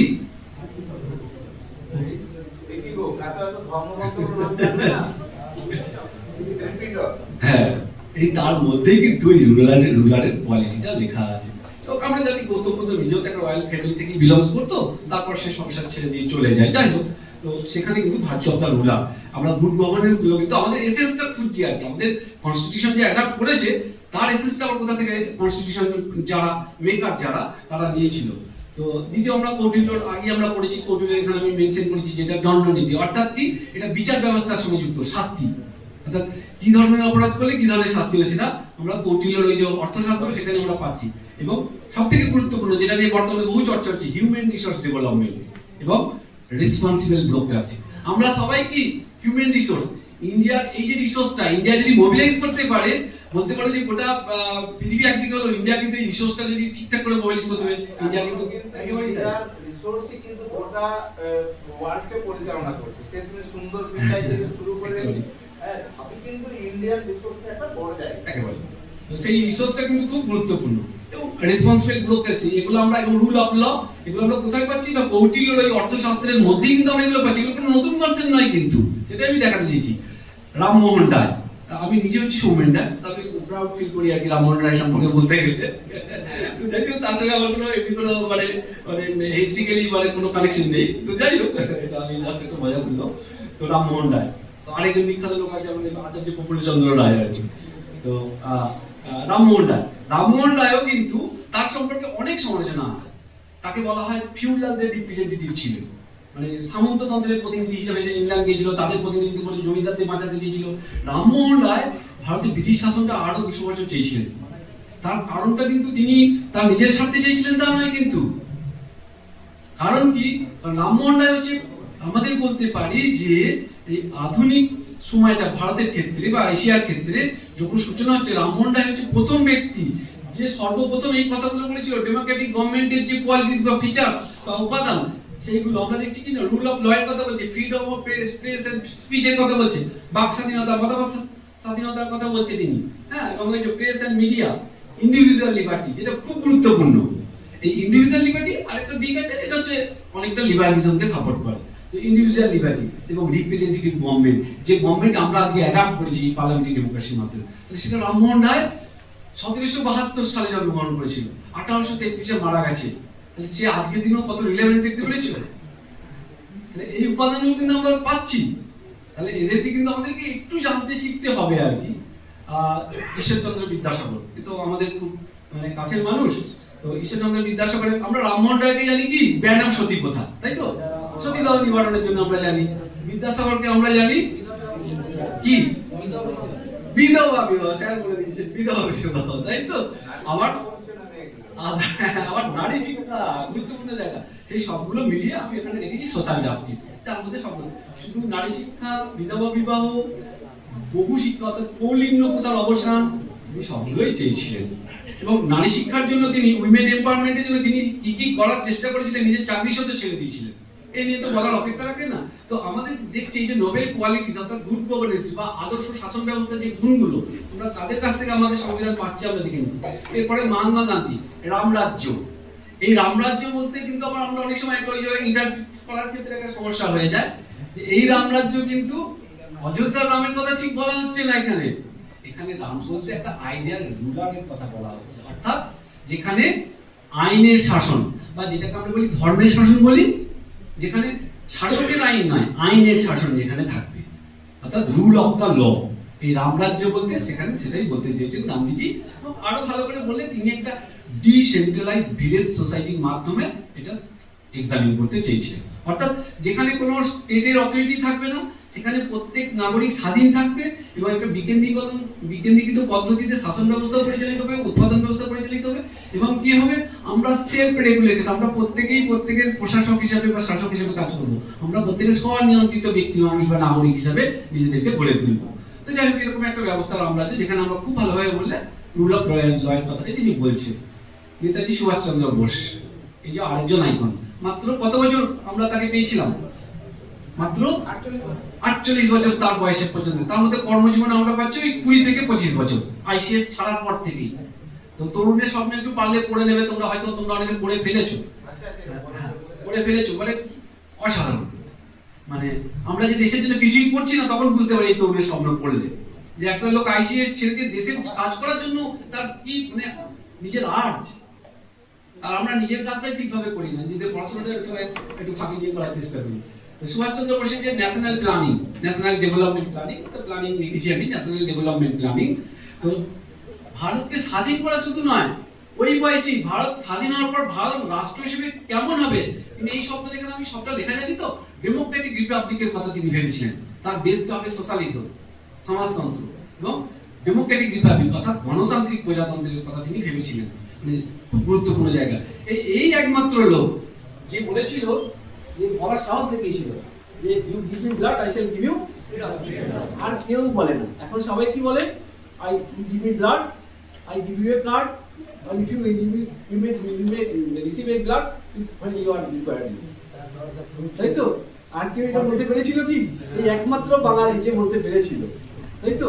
শুধু তাই নয়, আরেকটু বলে দিই, আমার খুব আবেগের জায়গা সুভাষচন্দ্র বোস, তার মধ্যে পূর্বঘটের আরো অনেক প্রেসেন্স ছিল।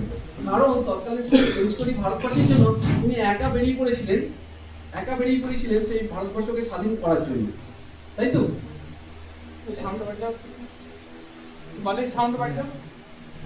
তো সেইটা মানে তিনি একা বেরিয়ে পড়েছিলেন। এবং পরবর্তী সময়ে আমরা দেখেছি যে তিনি একটা মানে ব্রিটিশ সাম্রাজ্যবাদের কাছে তখন বাকি কোনো কমিউনিস্টের লিডার বা সমগ্র ভারতবাসীর থ্রেট ছিল না, সুভাষচন্দ্র বসু একমাত্র থ্রেট ছিল। কারণ জাতি ধর্ম বর্ণ নির্বিশেষে, কারণ তার চিন্তাটা ভীষণভাবে সেকুলার, ভীষণভাবে, যে কারণের জন্য সুভাষচন্দ্র বসু কিন্তু দেখা যাচ্ছে 25 বছর বয়সে তার যে জনপ্রিয়তা, তার যে ক্যারিজমেটিক লিডার, গান্ধীজির জনপ্রিয়তাকেও ছাড়িয়ে যাচ্ছে, যে কারণের জন্য। এবং আরেকটা quality, noble quality Subhas Chandra Basu, আমরা জানি, তবুও একটু বলে নিই যে সুভাষচন্দ্র বসুকে কিন্তু সর্দার বল্লভভাই প্যাটেল, গান্ধীজির মতো ব্যক্তিও কিন্তু তাকে সমালোচনা করেছে, প্রত্যক্ষভাবেও পরোক্ষভাবেও। কিন্তু এ পর্যন্ত সুভাষচন্দ্র বসু সম্পর্কে প্রশ্ন আমারও আছে। সুভাষচন্দ্র বসু আরও সম্পর্কে, ইভেন তার কম্পিটিটার জওহরলাল নেহরুকে আমরা ভাবি, আরও সম্পর্কে কিন্তু কোনো রকম একটা শব্দ অপমানজনক বা সমালোচনামূলক শব্দ তিনি ব্যবহার করেন না। এইটা কিন্তু আমাদের গ্রহণ করা দরকার, আমাদের পশ্চিমবঙ্গের মানুষদের কিন্তু এটা গ্রহণ করা দরকার। আমরা সমালোচনাতেই বেশি সময় পার করে দিই, মানে নিজের উন্নয়নের কথা ভাবার থেকে অন্যের সমালোচনাতেই সময়টা বেশি পার করে দিই। তো সেই জন্য অন্ধকারটা আছে বলেই কিন্তু আলোর গুরুত্ব আছে, নাহলে আলোর গুরুত্ব থাকতো না, এটা আমাদের বুঝতে হবে। যাই হোক,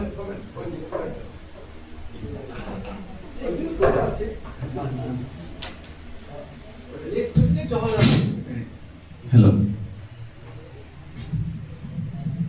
নেক্সট আমাদের হচ্ছে জওহরলাল নেহরু। জওহরলাল নেহরু অবশ্যই তার নামের আগে পণ্ডিত শব্দটা যোগ করা হয়েছিল এবং তৎকালীন সময়ে জওহরলাল নেহরুকে পণ্ডিত আখ্যায়িত করাও হয়েছিল এবং প্রকৃততেই তিনি পণ্ডিত ছিলেন, কারণ ভারতবর্ষকে তার থেকে আর ভালো করে চিনত না।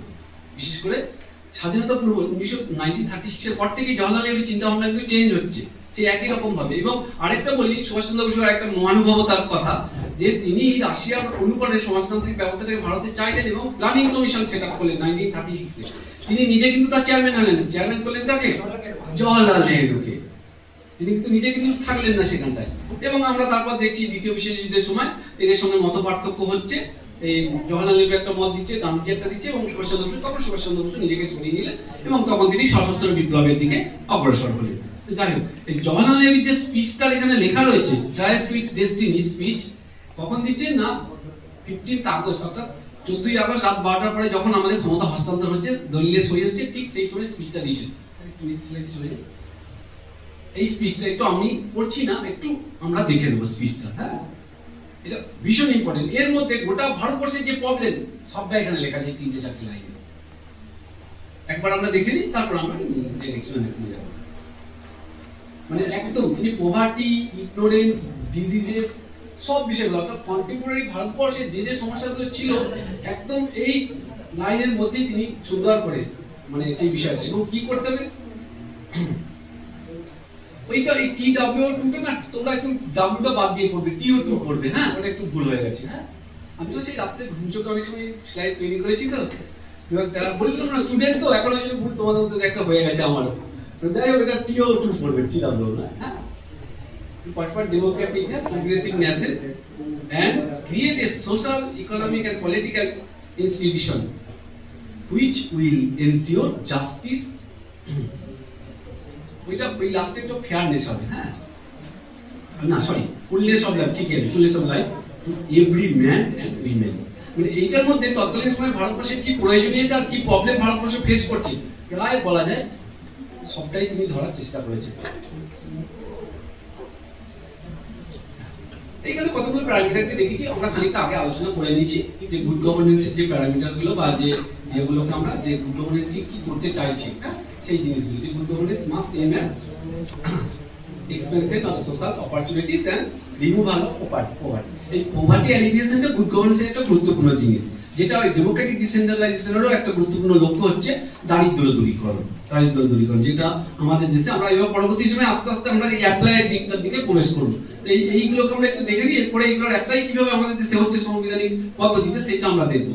যে in short of good governance means হচ্ছে securing justice, empowerment, employment, efficient delivery of services. এটা আমরা একটা ভারতবর্ষের টোটাল ভারতবর্ষের একটা ছবি এখানে রাখা হয়েছে। তো সেই ছবিটার মাধ্যমে বোঝানো হচ্ছে যে আমাদের দেশের যে ব্যাপ্তিটা, যে এত বিশাল ব্যাপ্তি, এবং প্রত্যেকটা স্টেটের এই প্রত্যেকটা স্টেট তাদের নিজস্ব ভাষা, নিজস্ব কালচার, হেরিটেজ, মানে এগুলো সব রয়েছে, এত ডাইভার্সিটি। এই ডাইভার্সিটির পরেও ভারতবর্ষ কিন্তু ভারতবর্ষের একটা জায়গায় রয়েছে, যেটা আমাদের রয়েছে যে আমাদের অনেক সমস্যা রয়েছে। এই কারণের জন্য আমরা বললাম 1936-এর পর থেকে জওহরলাল নেহরু কিন্তু ফেবিয়ান সোশ্যালিজম থেকে সোশ্যালিজমের প্রতি আকৃষ্ট হয়েছিলেন এবং তিনি ভেবেছিলেন যে সোশ্যালিজমকেই ফোকাস করা হবে স্বাধীন ভারতবর্ষে সব সমস্যার সমাধানের ক্ষেত্রে। কারণ সোশ্যালিজমের একটা বড় দিক হচ্ছে যে মূল প্রিন্সিপাল যেটা, যে প্রত্যেক ব্যক্তি তার সামর্থ্য অনুযায়ী শ্রম করবে এবং শ্রম অনুযায়ী পারিশ্রমিক পাবে। অর্থাৎ সোশ্যালিজম একটা ইকুয়ালিটির ধারণা কার্যকর থাকে। কিন্তু তিনি দেখলেন সোশ্যালিজম দিয়ে কিন্তু আমাদের দেশে কিন্তু দেশটাকে একত্রিত রাখা যাবে না, এত ডাইভার্সিটি, এবং তিনি ডাইভার্সিটিকেও কিন্তু বাঁচিয়ে রাখতে চাইলেন। এবং সেই জন্য তিনি কি করলেন, এই সোশ্যালিজম থেকে ন্যাশনালিজমের দিকে শিফট করলেন। এই ন্যাশনালিজম হচ্ছে একটা জিনিস, জম্মু কাশ্মীরের যে আছে থেকে আমরা কন্যাকুমারী এবং আমরা যারা রয়েছি ইস্টার্ন পার্টে, একটা জায়গায় কিন্তু আমরা সবাই এক, বাঙালি, হিন্দি, বিহারি, যা অসমিয়া যাই বলি না কেন, উই অল আর ইন্ডিয়া। একদম right, we all are India. এই জায়গাটায় আমাদের আইডেন্টিটি, যেটা এই আইডেন্টিটিতে কিন্তু আমরা সবাই ইউনিক। এই জায়গাটা যেটার জন্য এই জওহরলাল নেহরু কিন্তু আস্তে আস্তে ন্যাশনালিজম, কারণ তৎকালীন সময় এখনও তো রয়েছে আঞ্চলিকতাবাদের সমস্যা, বিচ্ছিন্নতাবাদের সমস্যা, বিভিন্ন ধরনের ইন্টারনাল প্রবলেমগুলো রয়েছে। মাওয়িস্ট সমস্যা আমরা অনেকটা মেটানোর দিকে এগিয়ে চলেছে। গভর্নমেন্ট একটা মানে সেই একটা মানে তারা একটা ডিটারমিনেশন নিয়েছিল, তারা অনেকটা এগিয়ে চলেছে সেই দিক থেকে। তো এবার তো এটা এই ম্যাপটা দিয়ে বোঝাতে চেয়েছি যে আমাদের যে বিভিন্ন কালারগুলো, এই বিভিন্ন কালারগুলো একটা ডাইভার্সিটিকে প্রকাশ করতে চেয়েছে। এত কালারের পরেও কিন্তু আমরা একটা জায়গায় ইউনাইটেড। তো সেই সোর্সটাই হচ্ছে আমাদের সংবিধান। এইখানে আমরা কতগুলো জিনিসকে এখানে অ্যাকোমোডেট করার চেষ্টা করা হয়েছে, যে কিভাবে একটা আমাদের যে সব থেকে বড় কথা অ্যাকাউন্টেবিলিটি, অর্থাৎ দায়িত্বশীলতা বা দায়বদ্ধতার জায়গাটাকে আমরা কোন কোন জায়গা দিয়ে আমরা এখানে ইয়ে করছি। এবার এখানে খুব গুরুত্বপূর্ণ পার্ট, যেটা আমি এক্সপ্লেনেশন যাবো না, কারণ নিজের ফান্ডামেন্টাল রাইট যেটা, এর পরের স্পিকার উনি ওই বিষয়টা ক্লাস দেবেন আরো মানে গভীরে, সেই জন্য আমি দিতে যাব না। যে একটা হচ্ছে লেজিসলেটিভ ওভারসাইট ওভার অ্যাডমিনিস্ট্রেশন, অর্থাৎ আমাদের এখানে যেটা হচ্ছে যে এইটা বলতে বোঝানো যে প্রথম যে এটা, তার মানেটা হচ্ছে এটা যে আমাদের এখানে কিন্তু যে অ্যাডমিনিস্ট্রেটিভ সিস্টেম অর্থাৎ ব্যুরোক্রাট বা ব্যুরোক্রাসি কিন্তু ডেমোক্রাসির উপরে নয়। ডেমোক্রাসি বলতে গেলে আমি বোঝাতে চাইছি পার্লামেন্ট বা আমাদের স্টেট লেজিসলেটিভ অ্যাসেম্বলি, অর্থাৎ প্রথমে হচ্ছে আমাদের যারা নির্বাচিত রিপ্রেজেন্টেটিভ, তারা তো পরোক্ষভাবে আমাদের হয়েই শাসন কার্য পরিচালনা করছে, তাহলে তার আমাদের পার্টিসিপেশন হচ্ছে, তাহলে জনগণকে উপরে রাখা হচ্ছে, তার নিচেই কিন্তু অ্যাডমিনিস্ট্রেটিভ অর্থাৎ ব্যুরোক্রাসিকে রাখা হচ্ছে, উপরে ডেমোক্রাসি থাকছে। সেইটা এখানে প্রথমটা বোঝাতে হয়েছে। রুল অফ ল আমরা এক্সপ্লেনেশন দিয়েছি যে আইনের চোখে সকলেই সমান, আইন কর্তৃক সবাই সমানভাবে সবাইকে দেখা হবে এবং কেউ আইনের ঊর্ধ্বে নয়। এটা ভারতবর্ষের ক্ষেত্রেও তাই, আমাদের সংবিধান সেটাই বলছে। 3 নম্বর যেটা আর্টিকেল পার্ট 3, আমাদের সংবিধানের পার্ট 3 আর্টিকেল 12 থেকে 35, আমাদের বর্তমানে প্রথমে আমাদের 7টা ছিল, তারপরে আমাদের 6টা হয়েছে। রাইট টু প্রপার্টি 1978 এ বাদ যায়, কারণ যখন আমরা 1976 এ সোশ্যালিজম কথাটা আমাদের সংবিধানে ইনক্লুড করছি, তাহলে সোশ্যালিজমে কি করা হয়, ইন্ডিভিজুয়াল প্রপার্টি অর্থাৎ ব্যক্তি মালিকানাকে স্বীকৃতি দেওয়া হয় না। সেই জন্য আমরা 1978 কি করলাম, যে এই সোশ্যালিজম শব্দটা যেহেতু 1976 আমরা সংবিধানে ইনক্লুড করেছি, ওই রাইট টু প্রপার্টিটাকে ফান্ডামেন্টাল রাইটস থেকে সরিয়ে আর্টিকেল 300A এই সেখানে অ্যাকোমোডেট করলাম। এটা একটা স্ট্যাটুটরি অধিকার, মানে আমাদের কিন্তু ব্যক্তি সম্পত্তির অধিকার আমাদের আছে, সেটা কিন্তু মৌলিক অধিকার হিসেবে আমরা ক্লেম করতে পারবো না। কারণ কেন এটা করা হলো, কারণ ফান্ডামেন্টাল রাইট হচ্ছে অ্যাবসলিউট, এটা কিন্তু স্টেটও লঙ্ঘন করতে পারে না, খুব বিশেষ দু একটা জায়গা ছাড়া, দু একটা ক্ষেত্র ছাড়া। তাও আর্টিকেল 21 ভীষণ ভীষণ ভীষণ গুরুত্বপূর্ণ, মানে যেটা হচ্ছে রাইট টু লাইফের কথা বলা হচ্ছে, রাইট টু প্রাইভেসির কথা বলা হচ্ছে। আর্টিকেল 21 এর এতে শিক্ষা হচ্ছে মৌলিক অধিকার, তাই তো 2002 তে 86 কনস্টিটিউশন অ্যামেন্ডমেন্টের মাধ্যমে বর্তমানে শিক্ষা মৌলিক অধিকার। এই আর্টিকেল 21 কে কিন্তু কোনো অবস্থাতেই, যদি ন্যাশনাল ইমার্জেন্সি হয়, একে কিন্তু স্টপ করা যাবে না, কোনোভাবেই ভায়োলেট করা যাবে না। বাকিগুলোকে যদি আমরা কিছু সময়ের জন্য স্টপ করতে পারি, যে এটা প্রেসিডেন্টের একমাত্র ক্ষমতাটা আছে, কিন্তু বাকি এই 21 কে করা যায় না। এটা এই জায়গাটা কিন্তু ভীষণ গুরুত্বপূর্ণ। এখানে ওই রাইট টু প্রপার্টিটাকে ওই কারণের জন্য ওইখানে অ্যাকোমোডেট করে দেওয়া হয়েছে। ঠিক আছে, এই ক্ষেত্রে একটা গুরুত্বপূর্ণ বিষয়, কেন ওখান থেকে সরানো হলো, কারণ এটা একটা স্ট্যাটুটরি রাইটস। এই স্ট্যাটুটরি রাইট আর ফান্ডামেন্টাল রাইটসের মধ্যে একটা পার্থক্য আছে। ফান্ডামেন্টাল রাইট কিন্তু একটা ভিত্তি অ্যাবসলিউট রাইট, এটা বললাম না। এই ফান্ডামেন্টাল রাইটস কিন্তু একেবারে সংবিধান স্বীকৃত কি, এটা আর্টিকেল 32, আর্টিকেল 32 তে আমরা সুপ্রিম কোর্ট এবং 226 অনুযায়ী আমরা হাইকোর্টে অ্যাপিল করতে পারি, এটা কোনো অবস্থাতেই কিন্তু লঙ্ঘন করা যাবে না। এইবার আমরা যদি এটাকে ফান্ডামেন্টাল রাইটসের মধ্যে রাখি, তাহলে তার অনেকগুলো জটিলতার দিক তৈরি হতো। কারণ হয়তো আমাদের অনেক সময় গভর্নমেন্ট অনেক জায়গা অ্যাকোয়ার্ড করে নেয় না, হয়তো আমাদের বাড়ি দিয়ে কারোর বাড়ির নিচে খনিজ তেল বা কয়লা পাওয়া গেল, সেক্ষেত্রে কিন্তু সেটা করতে পারবে না। এটা রাইট টু শেল্টারটাও ফান্ডামেন্টাল রাইটসের মধ্যে আছে, আমরা আর্টিকেল 91 এর আমরা সেই রাইটসটা আমরা পাবো, যে কোনো ভারতবর্ষে যে কোনো জায়গায় আমাদের বসবাসের স্বাধীনতা আছে, সেখান থেকে স্টেটও কিন্তু আমাকে করতে পারবে না। সেই জন্য ওই রাইটসটাকে, রাইট টু প্রপার্টিটাকে সরিয়ে দেওয়া হয়েছিল, ওখানে করা হয়েছিল। যাই হোক, নেক্সট যেটা হচ্ছে খুব গুরুত্বপূর্ণ, এই এসআই এর মূল সোর্সটাই হচ্ছে আর্টিকেল 326, রাইট টু ভোট। এটা ফান্ডামেন্টাল রাইটস নয় কিন্তু, আমাদের ভোট দানের অধিকার কিন্তু ফান্ডামেন্টাল অধিকার নয় কিন্তু। কারণ কি, অনেক সময় কিন্তু সুপ্রিম কোর্ট, হাইকোর্ট 5 বছর 6 বছরের জন্য যারা খুব গুরুতর ক্রিমিনাল অফেন্সের সঙ্গে যুক্ত, তাদের কিন্তু রাইট টু ভোটটা কিছু সময়ের জন্য খারিজ করে দেওয়া হয় বা সাসপেন্ড করে দেওয়া হয়। হ্যাঁ, তো এটা আরেকটা গুরুত্বপূর্ণ। এবং হচ্ছে যে মেনটেনেন্স অফ ডেমোক্রেসি। অ্যাকচুয়ালি আমাদের মতো দেশে তো মানে ডাইরেক্ট ডেমোক্রেসি প্র্যাকটিস সম্ভব নয়, যেটা আমরা রিয়েল ডেমোক্রেসি বলি। এই রিয়েল ডেমোক্রেসির টেস্ট আমরা যাতে পাই, সেই জন্য এই গ্রাম সংসদ, গ্রাম সভা, গ্রাম পঞ্চায়েতকে সাংবিধানিক স্বীকৃতি দেওয়া হলো 92 সালেতে, 92 সালে। তো যাই হোক, এখানে সেটাই বলা হচ্ছে যে election under the election commission. তো ইলেকশন কমিশনে কিন্তু আমাদের ডেমোক্রেসির ক্ষেত্রে আরেকটা গুরুত্বপূর্ণ পিলার কিন্তু ইলেকশন কমিশন। এবং নেক্সট যেটা হচ্ছে যে institution like controller and auditor general, ওই ক্যাগের কথা বলা হচ্ছে, যারা আমাদের অনেকটা ওই চেক অ্যান্ড ব্যালেন্স, ওই বাজেট অ্যালটমেন্ট, বাজেট কতটা তার এক্সপেন্সটা হয়েছে তার মধ্যে একটা ব্যালেন্স রাখে। এবং এরা সরাসরি কিন্তু ওই রাষ্ট্রপতির কাছে তাদের রিপোর্ট দেবে, এবং রাষ্ট্রপতি সেটা আবার পার্লামেন্টকে, সেই রিপোর্টকে পার্লামেন্টে প্রেরণ করবে, পার্লামেন্টে সেটা আলোচনার জন্য। এটা এদের ভূমিকা কিন্তু ভীষণ গুরুত্বপূর্ণ। তারপরে যেটা হচ্ছে ইডি, যেটাকে বলছি আমরা, ইডি নামটা বলেই বেশি পরিচিত, এনফোর্সমেন্ট ডিরেক্টরেট। তো এই ইডিও মূলত হচ্ছে যে ফিনান্সিয়াল বিভিন্ন ধরনের করাপশনের সঙ্গে যুক্ত। এরপরে আমরা কারণগুলো আস্তে আস্তে খুঁজবো, যে এই ইনস্টিটিউশনগুলো তো রয়েছে আমাদের, এবং এরপরে যে জায়গাগুলো রয়েছে, যে এরা কিন্তু অটোনোমাসলি কাজ করে, কিন্তু বাস্তবে দেখা যায় এদের উপরে কিন্তু রুলিং পার্টির ইনফ্লুয়েন্স কাজ করে বা থাকে, রয়েছে। এইটা কমন পিপল হিসাবে, সাধারণ নাগরিক হিসেবে আমাদের খুব দুর্ভাগ্যের জায়গা। মানে এগুলো কিন্তু আরো, এটা যাতে আরো ফ্রি এবং ফেয়ারলি কাজ করতে পারে, তাহলে কিন্তু আরো ভালো হয়। তারপরে হচ্ছে ডাইরেক্টিভ প্রিন্সিপাল, এটা ডিরেক্টর হয়ে গেছে, এটা directive principle of state policy হবে। হ্যাঁ, ডিপিএসসি বলা হয়। হ্যাঁ, ডিপিএসসি বলা হয়, directive principle of state policy. Article 36 to article 51, এবং 51 এর এতে কি আছে? কর্তব্যগুলো হ্যাঁ, ফান্ডামেন্টাল ডিউটিস অফ সিটিজেন্স আছে। তো এই ডাইরেক্টিভ প্রিন্সিপালটা ভীষণ গুরুত্বপূর্ণ। কারণ কি, directive principle of state policy বাংলাটা হচ্ছে যে রাষ্ট্র পরিচালনা সংক্রান্ত নির্দেশমূলক নীতি। অর্থাৎ আমাদের রাষ্ট্র কিভাবে পরিচালিত হবে, ভারত রাষ্ট্রটা, সেইটা কিন্তু এখানে নির্দেশ করা হচ্ছে আর্টিকেল 36 থেকে 51-এ, যে রাষ্ট্রকে এই কাজগুলো করতে হবে। সেইগুলো বেশিরভাগই হচ্ছে ওয়েলফেয়ার সেট। অর্থাৎ ভারতবর্ষে যখন প্রথম স্বাধীন হচ্ছে, তখন ভারতবর্ষকে ওই যে বললাম একটা সোশ্যালিস্টিক স্টেটের কথা ভাবা হয়েছে। তারপরে ভারতবর্ষকে আস্তে আস্তে, এবং যখন আমরা স্বাধীন হচ্ছি তখন কিন্তু ভারতবর্ষ একটা পুলিশি স্টেট। কারণ মূলত ব্রিটিশ গভর্নমেন্ট যেটা করেছিল, তারা পুলিশ দিয়ে কিন্তু সব অ্যাডমিনিস্ট্রেশনটা চালাতো, তার দমন পীড়নমূলক ব্যবস্থা ছিল। তো সেখানে রুলার এবং উই রুল, মানে আমরা সাবজেক্ট বা প্রজা। হ্যাঁ, আমরা সিটিজেন কিন্তু সেই শব্দটা আসতো না। প্রজার সিটিজেনের মধ্যে কিছু পার্থক্য আছে। যাই হোক, আমরা যারা সিভিক লাইফ লিড করতে পারি, সভ্য সমাজে বসবাস করি, বা সভ্য সমাজে বসবাস করার জন্য উপযুক্ত অধিকার বা শর্তাবলী আমরা যদি সেগুলো যদি আমরা অধিকার অর্জন করি, বা সেগুলো আমরা যদি পাই, সেগুলো তবেই আমরা আমাদেরকে নাগরিক হিসেবে দাবি করতে পারি। তো যাই হোক, সেই বিষয়গুলো এইখানে যেটা হয়েছিল, এই ডিপিএসসির মাধ্যমে আমি এক্সপ্লেনেশন আর খুব বেশি যাওয়ার সুযোগ নেই। তো এখানে হচ্ছে যে আমাদের ভারত রাষ্ট্র কিভাবে স্বাধীনতার পর ওই ব্রিটিশদের দ্বারা চালিত পুলিশি রাষ্ট্র থেকে একটা জনকল্যাণকর রাষ্ট্রের দিকে অগ্রসর হবে, তার নীতিগুলো এখানে গ্রহণ করা হয়েছে। মানে যেমন তার মধ্যে দু একটা উদাহরণ আমি যদি দিই, যে আর্টিকেল 40, যেখানে বলা হচ্ছে যে প্রত্যেকটা গ্রামের জন্য একটা গ্রাম পঞ্চায়েতের ব্যবস্থা করতে হবে, এবং সেই গ্রাম পঞ্চায়েতগুলোকে এমনভাবে এম্পাওয়ার করা হবে সেগুলো যাতে পার্লামেন্ট এবং রাজ্য বিধানসভার মধ্যে এক একটা আইনসভা হিসেবে কাজ করতে পারে, লোকাল লেভেলে।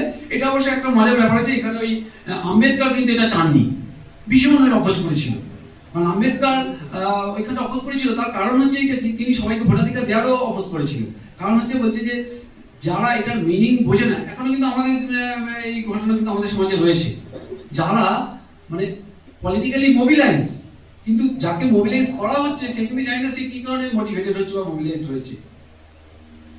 রুলিং পার্টি হোক বা যে কোনো পলিটিক্যাল পার্টিস, তাদেরকে হুজুকে মাতিয়ে দেয়, তারা সেটা করে ফেলে। এরকম একটা বড় অংশ কিন্তু আমাদের এসেছে, যেটা কিন্তু ডেমোক্রেসির জন্য একটা নেগেটিভ দিককেই সূচিত করে।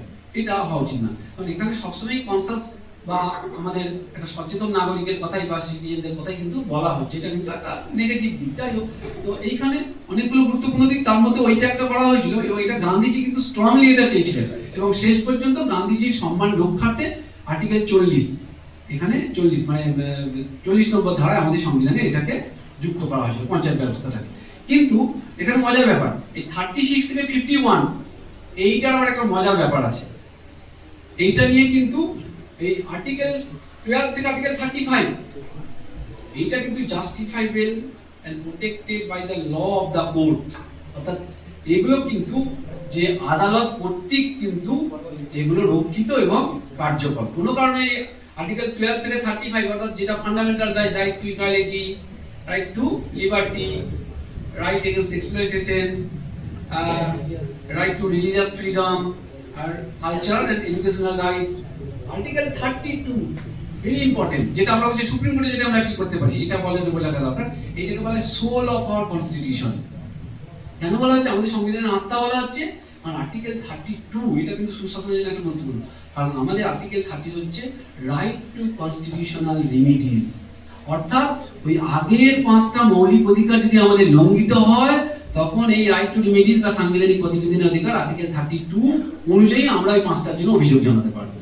এই 32 কিন্তু বাকিগুলোকে রক্ষা করছে বলতে পারি, সাংবিধানিক প্রতিবিধানের অধিকার বলা হচ্ছে। তো এই 36-এ আরো খুব অনেকগুলো গুরুত্বপূর্ণ বিষয় দেওয়া আছে, যেমন এখানে আমাদের যে স্কিমগুলো এখন চলছে আমরা দেখাবো, এটা কিন্তু আমাদের article directive principle of state পলিসির মধ্যে আছে যে শিশু এবং সন্তান সম্ভবা মায়েদের পুষ্টির দায়িত্ব, তারা যাতে যত পুষ্টিকর খাদ্য পায় তার ব্যবস্থা রাষ্ট্রকে করতে হবে। এটা বর্তমান সময়ে স্কিম কিন্তু অঙ্গনওয়াড়ির মাধ্যমে কিন্তু কার্যকর হয়েছে, অনেকদিন থেকেই হয়েছে, এখনো সেই স্কিম কিন্তু চলছে। এবং এটা আমরা যেটা একটু যদি আমাদের পাড়াগুলোতে লক্ষ্য রাখি, এটা কিন্তু হয়। অঙ্গনওয়াড়ির দিদিরা এসে কেউ কোনো সঙ্গে উৎসব মাকে সঙ্গে সঙ্গে তার নাম ওখানে এন্ট্রি করা হয়, তাকে সেখান থেকে খাবার দেওয়া হয়। দেখবে তার প্রেগনেন্সির একটা সময়ের পর থেকেই তাকে ওখানে তার সঙ্গে ডিম বা এই ধরনের পুষ্টিকর খাবার তাকে প্রোভাইড করা হয় কিন্তু।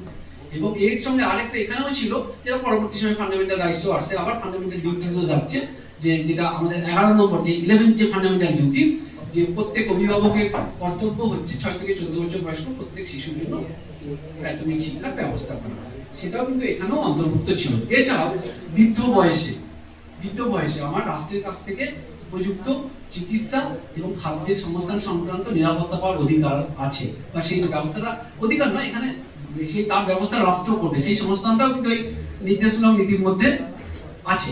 আরেকটা গুরুত্বপূর্ণ যেটা দরকার এখানে, জেন্ডার ইকুয়ালিটি, অর্থাৎ স্ত্রী পুরুষ নির্বিশেষে সমান কাজের জন্য প্রত্যেকেই সমান মজুরি পাবে। এটা আগে কিন্তু ছিল না, আমাদের এখনো তো স্টিল না, আমাদের সোসাইটি এখন কি ফিমেল ডমিনেটেড বলতে পারি নাকি এখন, না এখনো মেল ডমিনেটেড? ফিমেল দাদা আছে, একটু বলো না এখনো কিন্তু কোথাও কোথাও এটা পেট্রিয়ার্কি। আমাদের রাজ্যে তো ফিমেল ওইটাই বলতে যাচ্ছি। তো যাই হোক, এটা আমাদের জন্য একটা গুড সাইন, তাই তো? এটা আমাদের জন্য গুড সাইন বলতে পারি আমরা। কারণ হচ্ছে যে সত্যি তাই, আমাদের বেশ কিছু সরকারি প্রকল্প আমি দেখাবো পরে, যে আমাদের উইমেন এম্পাওয়ারমেন্ট কিন্তু গুড গভর্নেন্স একটা গুরুত্বপূর্ণ সাইন। কারণ এই কারণের জন্য ইউনেস্কো এবং কেরালাতেও যেটা সেন্ট্রাল গভর্নমেন্টের যে স্কিম আছে, সেখানে যে ইন্ডিকেটরগুলোর মাধ্যমে সেখানে কিন্তু পভার্টি এলিভেশনের যে স্কিমগুলো রয়েছে, সেখানে কেরালাকে কিন্তু একদম এই যে দারিদ্র্যমুক্ত স্টেট হিসাবে কিন্তু ঘোষণা করেছে সেন্ট্রাল গভর্নমেন্ট, যে সেখানে হিউম্যান ডেভেলপমেন্টের যে ইন্ডেক্সগুলো আছে সেগুলো তারা পাস করেছে। যাই হোক, এই একমাত্র রাজ্য এখনো পর্যন্ত যেটা হয়েছে। তো তারপর হচ্ছে ফান্ডামেন্টাল ডিউটিস, আর্টিকেল 51A।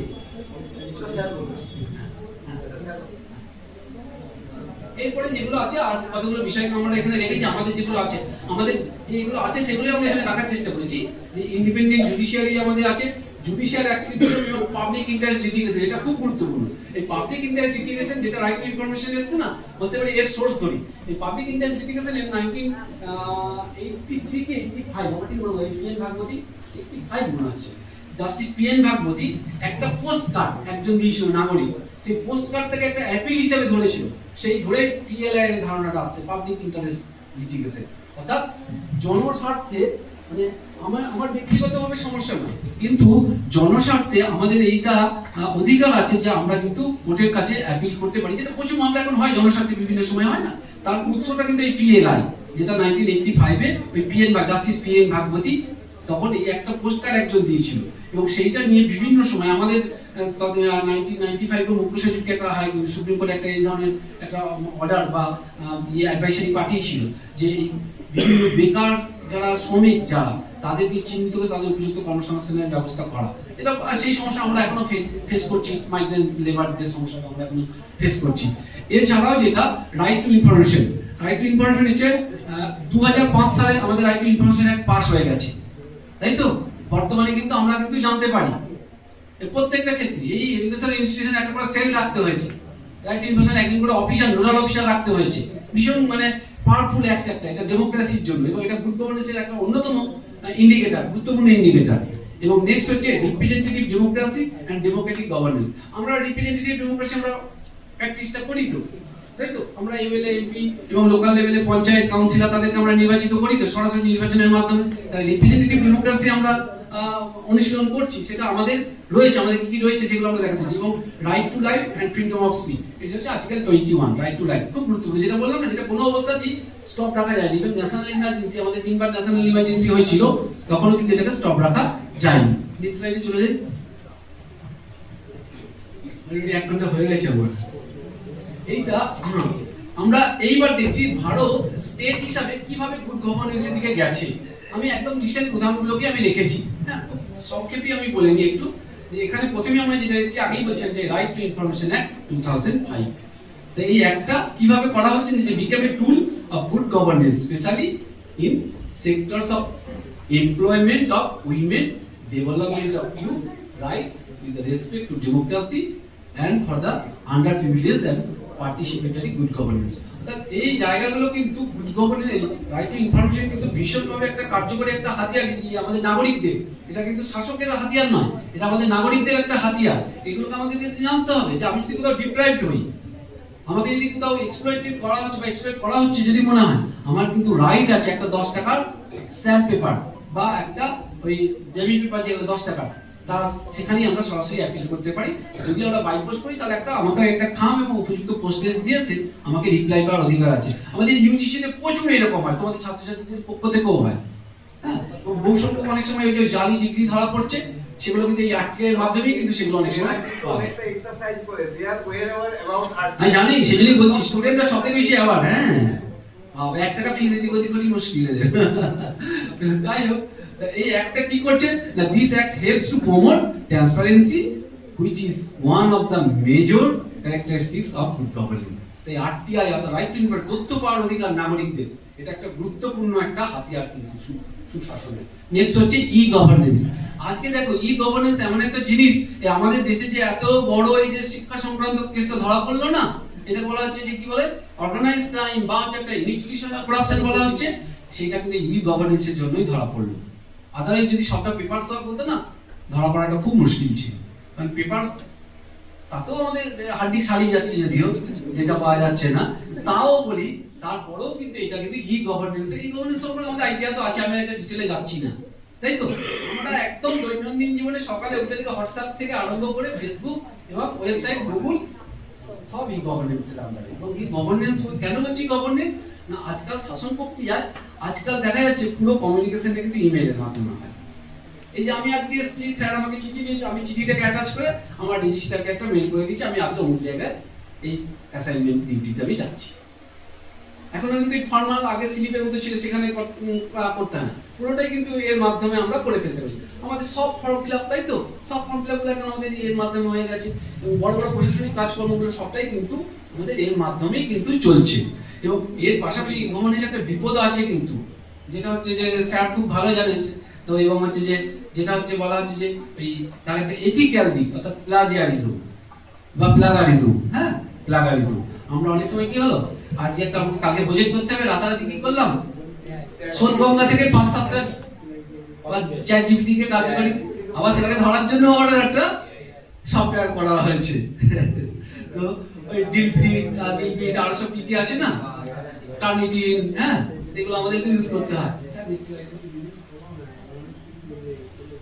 এইবার দেখবো আমাদের স্টেট কিন্তু অনেক আমরা গুড গভর্নেন্স কিন্তু এক্সারসাইজ করছি, সেগুলো আমরা এখানে রাখার চেষ্টা করছি, হ্যাঁ।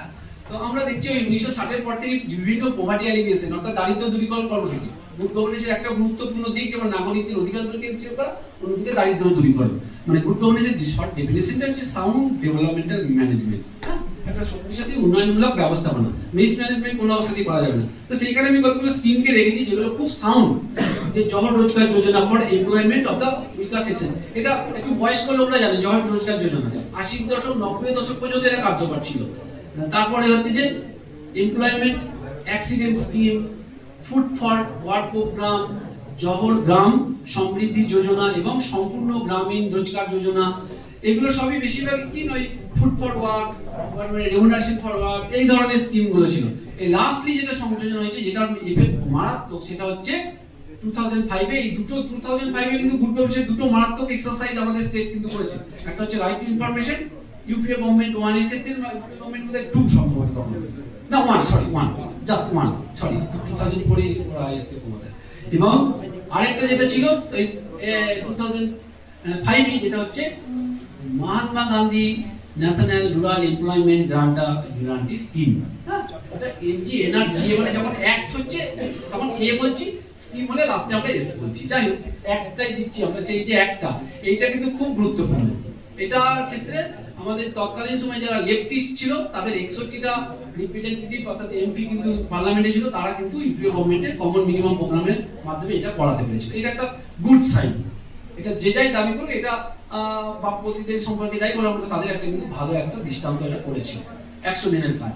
এবং এটা কিন্তু মানে করাপশন হয়তো এর মধ্যে ঢুকেছে, কিন্তু এটা একটা ভালো ইম্প্যাক্ট কিন্তু আমরা পাই, এটা অস্বীকার করার জায়গা নেই। যাই হোক, তো কারণ হচ্ছে কি বর্তমান যে স্কিমগুলো আছে সেইগুলো কিন্তু তার এফেক্ট কিন্তু মারাত্মক। কাজ থেকে 15 বছর 20 বছর বাদে কিন্তু আরো সমস্যা তৈরি হবে।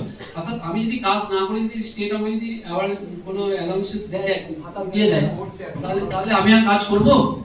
এটা হচ্ছে ইলেকট্রাল পলিটিক্স হচ্ছে, কিন্তু এর ফল কিন্তু মারাত্মক। রাশিয়া কিন্তু এই কারণের জন্য ব্রেকডাউন করে গিয়েছিল, যে আমি যদি নাগরিককে বসিয়ে খেতে দিই, তাকে মানে কাজ না করে আমরা যদি ভাতা দিয়ে দিই বিভিন্ন ধরনের, আমি মানে সমালোচনা করছি না, কিন্তু এর ফলটা মারাত্মক হয়। কিন্তু তার পরিপ্রেক্ষিতে যদি আমরা এই যেটা 100 দিনের পরিবর্তে 200 দিন, আমরা তো কাজ করতে চাই, আমরা তো রিসোর্স, বিশেষ করে ইউথ যারা রয়েছি আমরা, হ্যাঁ, ইরেসপেক্টিভ অফ এনি জেন্ডার, তো আমাদেরকে কাজ দাও, তার এগেইনস্ট আমরা রেমুনারেশন দেবো, তো সম্মানজনক। কিন্তু আমাকে যদি টাকা দেওয়া হচ্ছে কোনো কারণ ছাড়াই, এটা কিন্তু এর ফল কিন্তু দীর্ঘমেয়াদে খুব মারাত্মক হয়ে যায়। কারণ একটা জাতি মেরুদণ্ডকে সম্পূর্ণ ব্রেকডাউন করে দেওয়া হয়, কারণ কি তাকে অলস করে দেওয়া হয়। এটা হচ্ছে সেফটি নেট ফর দ্য, মানে নিও লিবারাল পলিসি যারা ক্রিটিসিস, এই নিও লিবারাল পলিসি তারাও এটাকে বলে যে এটা হচ্ছে safety net for the poor, যে যার মানে সামর্থ্য আছে তাকে কাজ করার সুযোগটা দিতে হবে, এই স্কোপটা তাকে তোমার রাষ্ট্রকে তৈরি করে দিতে। কিন্তু কোনো কারণ ছাড়া যদি আমরা টাকা দিই, তাহলে কিন্তু তার মানে ফলাফলটা দীর্ঘমেয়াদে ভালো হয় না। 2013 সালে যে ফলটা, যে আইনটা হচ্ছে, এটা আরো গুরুত্বপূর্ণ আমাদের দেশের জন্য, ভীষণ গুরুত্বপূর্ণ। বিশেষ করে যারা বিলো পভার্টি লাইনের মধ্যে বসবাসকারী মানুষ, তাদের জন্য এটা ভীষণ ইউটিলাইজেশন হয়েছে। এবং সর্বোপরি আমরা কোভিডের সময় দেখেছি যে আমরা তখন বুঝতে পেরেছি আমরা কত কত রেশনের কি পেতে পারি, তাই তো? সবাই বস্তা করে নিয়ে গিয়ে চাল এনেছি, এবং সত্যি তাই, এটা যদি না থাকতো অনেক মানুষ কিন্তু আরো বাজেভাবে ক্ষতিগ্রস্ত হতো। এই যে 2 টাকা কেজি চাল, কখনো ফ্রি অফ কস্টে চাল এবং গমের ব্যাপারটা, তার কিন্তু মূল উৎসটা 2013 সালে, এটাও কিন্তু ইউপিএ গভর্নমেন্ট করে গেছিল।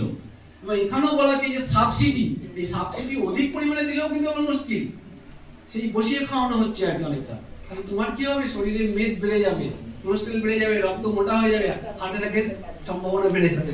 স্টেটের ক্ষেত্রেও তাই হবে। হ্যাঁ, তো সেই জন্য এই অবশ্যই এগুলো আমাদের জন্য গুড গভর্নেন্সের একটা গুড সাইন। কারণ কি না, এই স্কিমগুলো কিন্তু একটা আমাদের মতো দেশে যেখানে একটা বড় অংশের মানুষ এখনো পিছিয়ে পড়া অর্থনৈতিক দিক থেকেও, তাদের জন্য এর ইউটিলাইজেশনটা আছে। কিন্তু উল্টো দিকে যেটা হয়, এই যে এত কিছু দেখাচ্ছে, এত ভালো ভালো জিনিস হয়েছে, এরপরে যেটা রয়েছে আয়ুষ্মান ভারত এবং স্বাস্থ্য সাথী, আমরা এই নামগুলোর সঙ্গে পরিচিত, এগুলোর এক্সপ্লেনেশনের দরকার নেই। তাহলে আমাদের জন্য কি কি আছে, স্টেট আমাদের কি কি ব্যবস্থা করেছে। তারপরে যেটা দেওয়া আছে, এটা হচ্ছে আমাদের ছাত্রীদের জন্য বেটি বাঁচাও বেটি পড়াও, এবং তারপর হচ্ছে কন্যাশ্রী প্রকল্প। কন্যাশ্রী প্রকল্প নিয়ে শুধু রাষ্ট্রসংঘের পুরস্কার পাই, প্রচুর রিসার্চের কাজও হচ্ছে। এই খুব রিসেন্ট একটা আসানসোল ইউনিভার্সিটি একটা অ্যাওয়ার্ড হয়েছে এর উপরে, কন্যাশ্রীর উপরে। তো এই এত কিছু কিন্তু আমাদের রয়েছে, কিন্তু একটা কোশ্চেন আমি রাখবো, তাহলে এত কিছুর পরেও আমাদের এত প্রবলেম ফেস করছি কেন? স্টেট প্রচুর ফান্ড দিচ্ছে, একদম স্যার এগুলো খুব ভালোভাবে বলেছে। ওইটাই আমি বলি যে আমাদের একটা খুব ভালো বাংলা ছড়া, এখন আমরা রিলস দেখি তো সেই জন্য এইসব আমাদের মায়েদের ঠাকুমাদের সেগুলো আমরা সব ভুলে যাই। তো আমি একটা লাইন বলবো, বাকিটা তোমাদের বলতে হবে কিন্তু, হ্যাঁ এই তো খোকা ঘুমোলো, তারপরে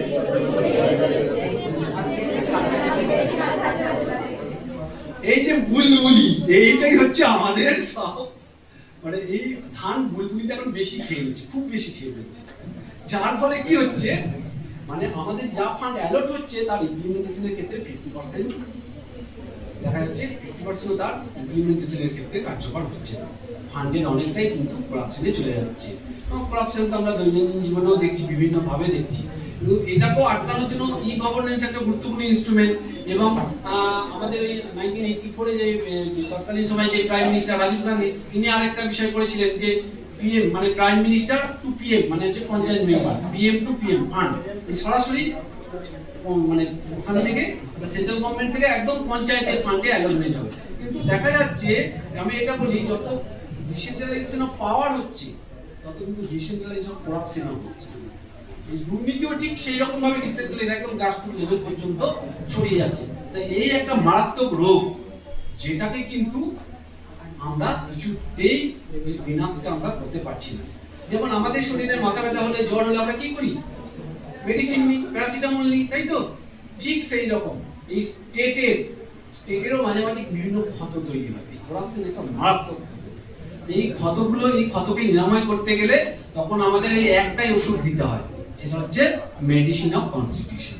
এই কনস্টিটিউশন হচ্ছে আমাদের একমাত্র মেডিসিন, যার মধ্য দিয়ে কিন্তু আমরা এটাকে ওভারকাম করতে পারবো। আমাদের মেজর চ্যালেঞ্জ আমরা চলে এসেছি, আমি শেষে চলে এসেছি।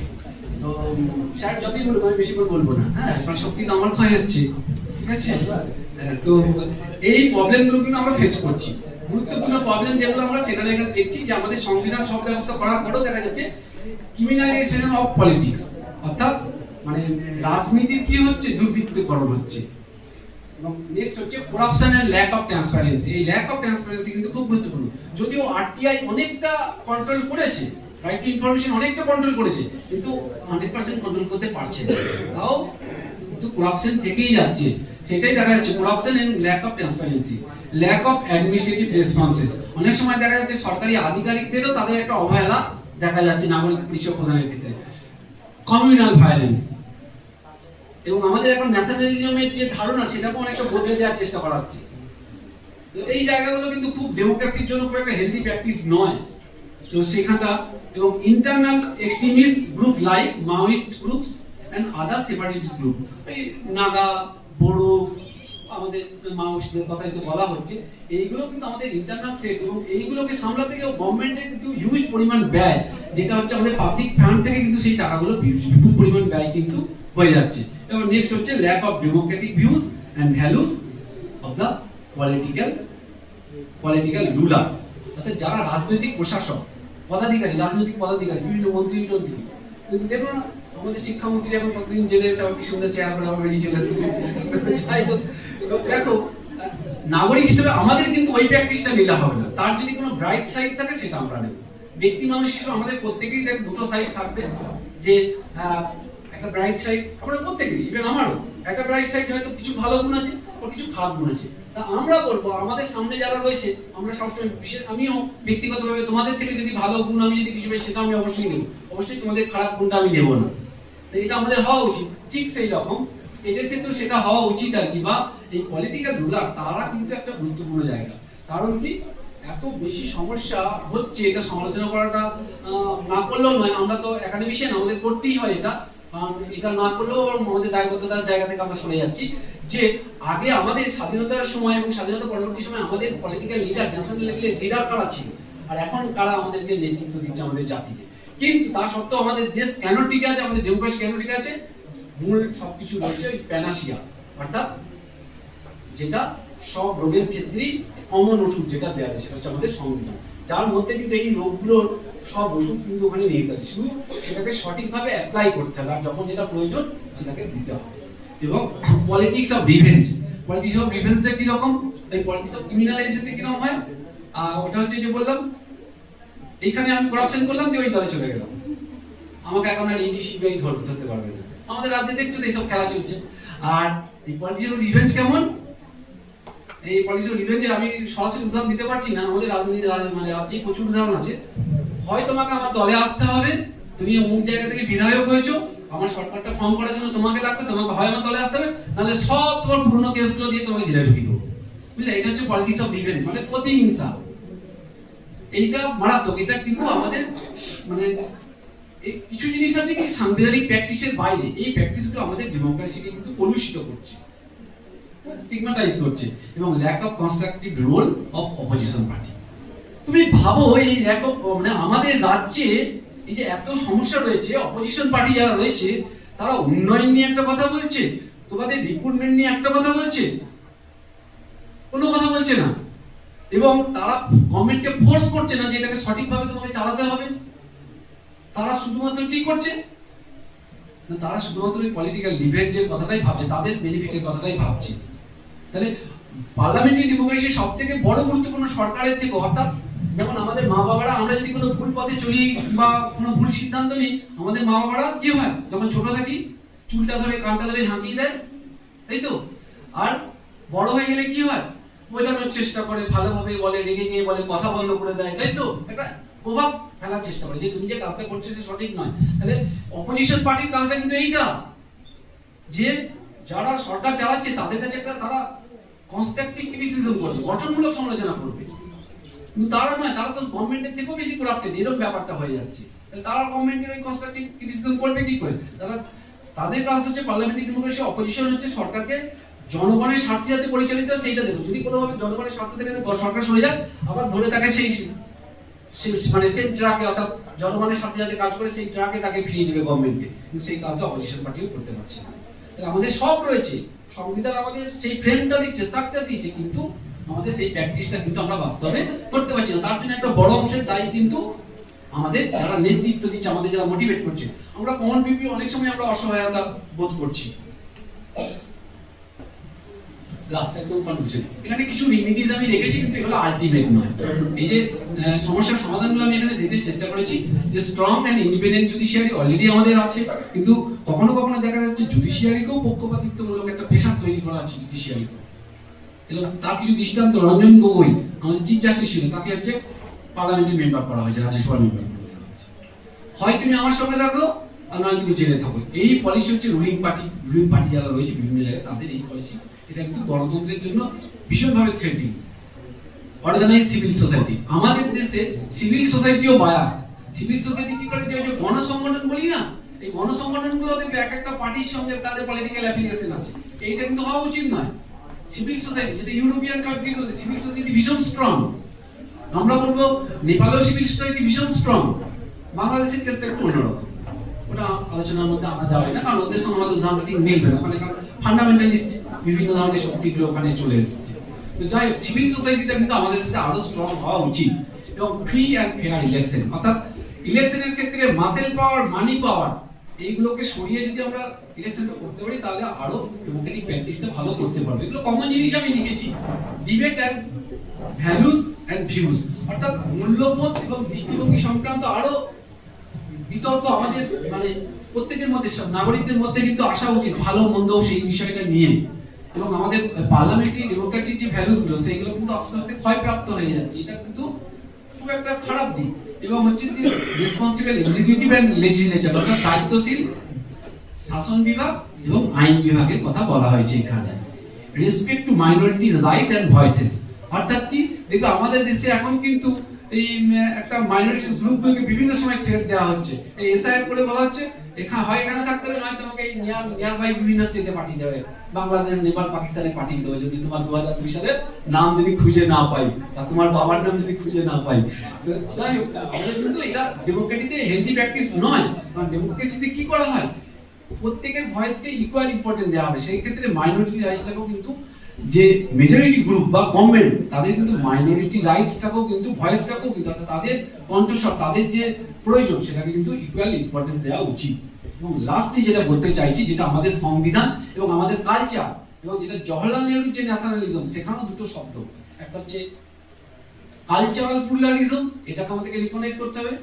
দেখো আমাদের বিভিন্ন ধরনের সংস্কৃতি, পুরুলিয়াতে 21টা 22টা ভাষায় কথা বলা হয় জানো।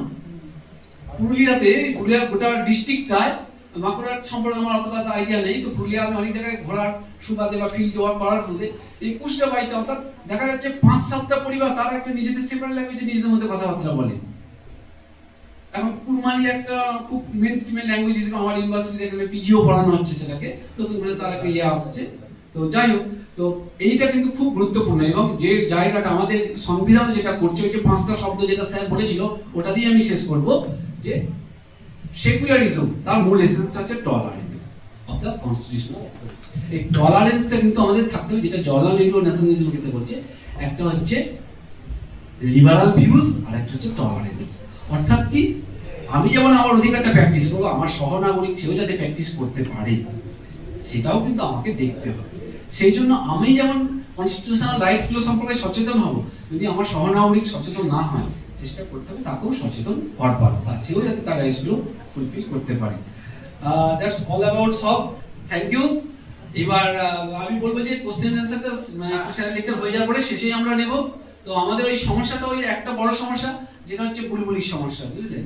তো ওইটা যদি আমাদের আটকাতে পারি, এবং আমাদেরকে সচেতন থাকতে হবে অবশ্যই, কারণ আমরা মানে আমাদের যে কোনো জায়গাতে এটা খুব সত্যি কথা যে বলা হচ্ছে যে আমাদের সোসাইটি খারাপ হচ্ছে, খারাপ মানুষের জন্য শুধু নয়, আমরা অন্যায় দেখে জেনেও আমরা ভালো মানুষের চুপ থাকার জন্য। তাহলে ভালো মানুষের চুপ থাকার জন্য কেন আমরা চুপ থাকি? আমাদের সেলফ ইন্টারেস্ট, কখনো কখনো আমাদের লাইফ থ্রেট থাকে, আমার জীবনে কিছু সমস্যা থাকে, সেই জন্য আমাদেরকে চুপ থাকতে হয়, তাই তো? এই ব্যাপারগুলো কিন্তু তা হলেও আমাদেরকে চেষ্টা করতে হবে অর্গানাইজ ওয়েতেও একটা স্ট্রং সিভিল সোসাইটিকে গড়ে তুলতে, যেটা আমরা দেখেছিলাম ওই যেটা আর্চিকলের ঘটনার পর আমরা দেখেছি যে স্ট্রং সিভিল সোসাইটি কতটা স্ট্রং হতে পারে। একজন শ্রমজীবী মানুষও তাদের জন্য তার সামান্য ইনকামে নিয়ে গিয়েও সেখানে খাবার খাওয়াচ্ছে, একজন চাওয়ালা সেখানে ফ্রিতে সেদিন তাদেরকে যারা গেছে তাদেরকে মানে এই সিভিল সোসাইটির স্পিরিটটা আমাদের কিন্তু দরকার। আর সিভিল সোসাইটিকে একমাত্র রাজনৈতিক নেতারা ভয় করে এবং তারা সেটাকে ভাবে তার মধ্যে করাপশন ঢুকিয়ে দাও, যেটা ব্রিটিশরা করেছিল ডিভাইড অ্যান্ড রুল। যে কোনো জায়গাতে কোনো জায়গাকে স্ট্রং জায়গাকে ইউনিটিকে ভাঙতে গেলে সেখানে ওই দুটো হয় ধর্ম জাতি এই ধরনের সমস্যা ঢোকাও, নাহলে করাপশন ঢুকিয়ে দাও। অর্থাৎ কিছু মানুষকে প্রিভিলেজ করে দাও, অর্থাৎ সুযোগ সুবিধা দিয়ে দাও, আর কিছু জনকে দিও না, তাহলে এমনি সেখানে একটা ভাগ হয়ে যাবে। এটাই হচ্ছে সমস্যা। তো আমাদেরকে এই ব্যাপারগুলো অ্যালার্ট থাকতে হবে, আমাদেরকে অবশ্যই সচেতন নাগরিক হিসেবে থাকতে হবে। এবং আমি বললাম যে অবশ্যই একটা ফিট পিলার হিসেবে এই এডুকেশনাল ইনস্টিটিউশনগুলোও কিন্তু তাদের দায় এড়াতে পারে না ডেমোক্রেসি রক্ষার ক্ষেত্রে। ঠিক আছে, আবার প্রত্যেককে আমার তরফ থেকে আন্তরিক শ্রদ্ধা এবং অভিনন্দন জানাই।